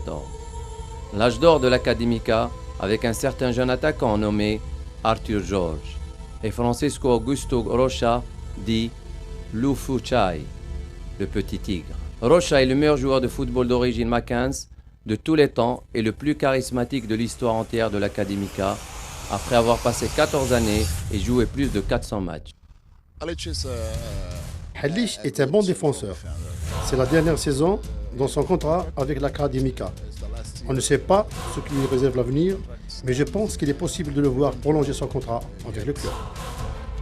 Espérons que Rafiq Halish prolongera son contrat et deviendra ainsi le deuxième joueur nahdiste de l'histoire à remporter le championnat du Portugal après la légende Rabah Majer. Alish, foi grande jogo. Alish, je te donne un coucou, je suis avec toi pour le mondial. Alors, chez vous en France, c'est coucou, au Portugal, c'est coucouche. Je pensais qu'ils allaient dire couscous. Non, ça c'est un peu plus tard après l'émission. On arrive bientôt à la fin de cette émission, messieurs. On a vu cette liste des 30 et il y a bien sûr ces deux matchs, ces deux dernières rencontres. Il y aura peut-être une rencontre sur place face à une nation africaine. Nigeria, peut-être. Le Nigeria, on ne va pas vous laisser partir sans vous demander votre avis sur la participation de votre autre pays, la France. Après ce qui s'est passé à Naïsna, est-ce que vous pensez que cette équipe va rebondir et va retrouver son statut mondial? Ben là aussi, c'est difficile de faire pire que ce qui a pu se passer à Naïsna. Donc là, vu la façon et les scénarios de la qualification, je pense qu'il n'y a pas un meilleur scénario que de perdre un match 0-2 à l'extérieur et de gagner 3-0 au match retour pour souder les liens d'un groupe. Et ensuite, on se dit, tiens, tirage au sort, même si on respecte toutes les équipes, ça fait rien. Honduras, Équateur, Suisse, on a déjà vu pire comme groupe, avec le calendrier qui donne le Honduras d'entrée pour faire un match sérieux et avoir après donc une équipe en confiance pour le match, pour le deuxième match. Oui, je vois l'équipe de France être très compliquée, très difficile à manœuvrer pour tous ses adversaires, compte tenu de ce qu'on a pu voir pour la façon de se qualifier. Alors, vous étiez là, la dernière fois vous êtes passé sur le plateau ici à ZL TV. On a parlé un petit peu d'Evra, vous aviez dit, je ne le vois pas, je ne vois pas Deschamps le prendre dans la liste des 30. Vous le voyez dans la liste des 30? J'avais jamais dit, je ne vois pas Deschamps le prendre dans la liste des 30. Je ne vois pas Evra comme mon arrière-gauche préféré. Si vous me faites comparer entre Evra et Goulam, vous pensez que je vais prendre qui? Je ne réfléchis même pas. Je réfléchis même pas une seconde. C'est pour moi une question de vision. Pour moi, Evra, c'est un ailier gauche moyen qui de temps en temps se rappelle qu'il joue arrière gauche. C'est pas plus compliqué que ça. La saison de Manchester vous confirme un peu? Non, mais c'est pas pour confirmer quoi, c'est que chacun ses goûts. Le jour que je verrai une bonne distance de marquage d'Evra, un bon jeu de tête, une bonne accélération, de bonnes fermetures, mais promis, je le signalerai. Je vois rien de tout ça. Et on me dit que c'est le meilleur arrière-gauche du monde. Eh ben, il y a un problème de vision de ma part, c'est pas grave. On va pas aller jusqu'au monde. Le meilleur arrière pour vous, arrière-gauche de France, pour vous, c'est qui? En ce moment? En ce moment. C'est très difficile. Je pense que c'est digne de Paris Saint-Germain. L'ancien Lillois. En plus, vous n'avez pas tellement tort quand vous dites que Evra est un ailier gauche qui se rappelle de temps en temps qu'il est arrière d'un gauche. Parce que quand il était très jeune et qu'il avait débuté à l'AS Monaco, il était ailier gauche, effectivement. Et même en sélection de jeunes de France, il était ailier gauche. Oui, après, il s'est reconverti en latéral gauche. Et il s'oublie, c'est vrai, il a tendance à s'oublier. Là où disons, sa meilleure période monégasque, dans ce que vous dites, n'oubliez pas non plus que Monaco jouait à 5 derrière, avec Gaël Givet qui coulissait derrière lui, qui lui permettait de monter. Donc là, on ne lui a pas signalé, mais c'est plus 5, c'est 4 maintenant. Donc l'arrière gauche, quelle que soit son équipe, que ce soit Manchester ou l'équipe de France, doit avoir quand même une responsabilité défensive et un boulot défensif. L'arrière central côté gauche ne doit pas tout faire. Le milieu gauche ne doit pas tout faire. C'est un des rares arrière gauche à être hors jeu par moment. Un arrière-gauche hors jeu, moi je suis sur le banc, j'ai peur. Et pourtant, je ne suis pas particulièrement peureux. Mais là, j'ai peur. Roland Courbis, votre avenir après Montpellier, je rappelle que Montpellier a assuré son maintien cette année. Vous restez, c'est chez Loulou Nicolas ou Oui, vous avez... normalement oui, même si c'est avec certaines inquiétudes, parce qu'on a vraiment ramé jusqu'à la fin. S'il y a 2-3 journées de plus... je ne sais pas si on n'y va pas tout droit. Donc c'est quand même une saison compliquée d'un club qui n'était pas du tout préparé à jouer le maintien. Il n'y a rien de pire que ça. Ajaccio, Valenciennes, Sochaux, Évian, ces équipes-là et ces clubs-là au départ sont préparés pour jouer le maintien. Quand il y a un club champion de France il y a une vingtaine de mois, on ne pense pas que 12 mois après, on va attaquer une saison en jouant la descente. Et malheureusement, c'est le cas. Et quand il y a cette dégringolade, c'est déjà très compliqué d'arrêter cette dégringolade et de penser après l'avoir arrêté, remonter petit à petit. C'est un peu ce que nous avons réussi à faire. Mais pour construire le nouveau groupe de Montpellier, évidemment, j'ai un peu les mêmes idées que ce qu'on a pu faire du côté de l'USMA, c'est récupérer 5-6 jeunes qui d'ailleurs sont capables de pouvoir assumer ça. Mais si nous perdons nos 2 meilleurs joueurs que sont Stambouli et Kabela, pour remplacer ces 2 joueurs-là, ça ne sera pas simple. Donc, intersaison très, très compliquée qui, effectivement, me donne un petit peu mal à la tête dans la réflexion que je dois faire. Pour ça, Monsieur Courbis, ça fait plusieurs mois qu'on sait que Halilovic pourrait ne pas être l'entraîneur de l'Algérie après le mondial. Et vous avez la double casquette. Vous êtes entraîneur européen et vous connaissez bien le football algérien, vous connaissez surtout la mentalité du footballeur algérien. N'aurait-il pas été plus logique que vous postuliez pour le poste de sélectionneur? Déjà, on ne va pas jouer sur les mots. Postuler, je ne postule jamais à aucun poste, que ce soit dans un club ou que ce soit dans une sélection. Puisque je pars d'un principe que si on a envie de me voir et on a envie de m'avoir, c'est facile à me trouver et c'est pas moi qui vais appeler pour essayer d'obtenir quoi que ce soit. Alors, mais déjà, depuis 3-4 ans, on avait fait d'ailleurs une interview ensemble il y a 3-4 ans où il était question de Vaïd ou moi à la tête de l'équipe de France et malheureusement je n'avais pas terminé avec certains problèmes personnels extra-sportif, chose qui est le cas. Bon, du côté de l'Algérie comme du côté du Maroc, je sais que mon nom circule chaque fois qu'il y a des discussions. Déjà, le fait que mon nom circule, ça me fait énormément plaisir et ça suffit amplement. Et peut-être un jour, au lieu de circuler, il s'arrêtera à un endroit, mais là, on aura l'occasion d'en reparler. Mais maintenant que vous connaissez encore davantage du football algérien après votre passage à l'USMA, est-ce que vous avez l'intime conviction que vous pourriez réussir avec les Verts? Disons que je vais vous répondre de la façon suivante. Pourquoi vous voudriez que j'ai l'intime conviction d'échouer? Vous ne pouvez pas répondre normalement, Roland Courbis. Est-ce que ça vous plairait d'être sélectionneur de l'Algérie? Je réponds de la même façon. Pourquoi vous voudriez que ça ne me plaise pas? Enfin, c'est une chaîne en clair, hein, donc il n'y a pas de décodeur. Donc à partir du moment où il y a en plus une nation de passionnés qui pourraient considérer que je puisse les aider à avoir des satisfactions, évidemment, mais c'est pas qu'à moi que ça plairait. Ça plairait à tout le monde, qui s'appelle Gourcuff ou Dupont ou Durand. On arrive à la fin, messieurs, pour terminer. Aucun problème. Elle est là, votre caméra, Roland Courbis. Il y a tous les supporters de l'USMA. J'embrasse tous les passionnés. Et les supporters de l'USMA qui sont champions cette saison. Je vais avoir besoin de lèvres solides. Mais évidemment, les supporters de l'USMA. Et je vais suivre 2 nations, France et Algérie. C'est pas nouveau, mais je le précise.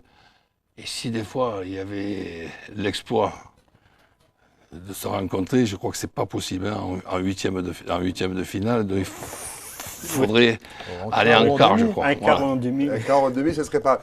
Ça serait rigolo. Merci beaucoup d'avoir été des nôtres ce soir, Roland Courbis.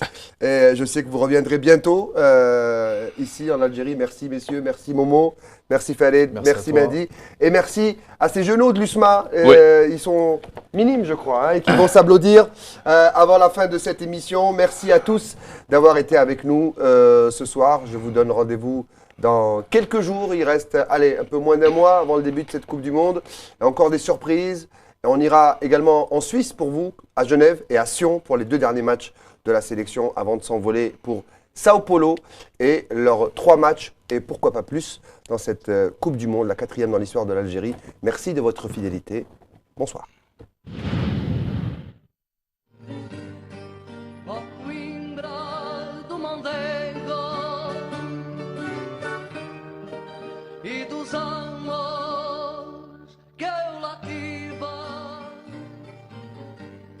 Coimbra, ou le Jardin du Portugal, la ville se situe au sud de la capitale Lisbonne et est considérée comme un berceau civilisationnel et historique du Portugal, à l'image de Porto et de Braga. Avec une population totale de 100 000 habitants. Coimbra est bordée par le fleuve Mondigo, une région qui a connu jadis la présence musulmane en Andalousie, ce qui en fait un comptoir commercial important. Le tourisme est une autre facette de la ville de Coimbra. Les visiteurs viennent des 4 coins du globe pour découvrir cette ville ancestrale du Portugal et apprécier son architecture unique. Coimbra est aussi une ville universitaire. Son illustre université fondée en 1920 est réputée pour son enseignement de qualité. L'établissement en question attire de nombreux étudiants portugais, mais aussi étrangers, qui fréquentent avec assiduité ses facultés de lettres, de droit, de médecine, de sciences et de pharmacie. Les étudiants de l'université de Coimbra ne tarissent pas d'éloges sur leur établissement. L'université ici, c'est la majorité de la ville sont les étudiants. Nous sommes presque 30 000 étudiants. Ici, on étudie plusieurs modules et langues, comme le portugais et l'architecture, le français et l'anglais. On est à l'université de Coimbra et j'y étudie l'art de l'histoire. C'est une université très importante au Portugal. C'est une chance pour moi d'être là aujourd'hui, vu que ma spécialité n'est pas enseignée au Brésil. J'aime étudier ici, il y a plein de belles histoires. J'apprécie beaucoup les professeurs d'ici.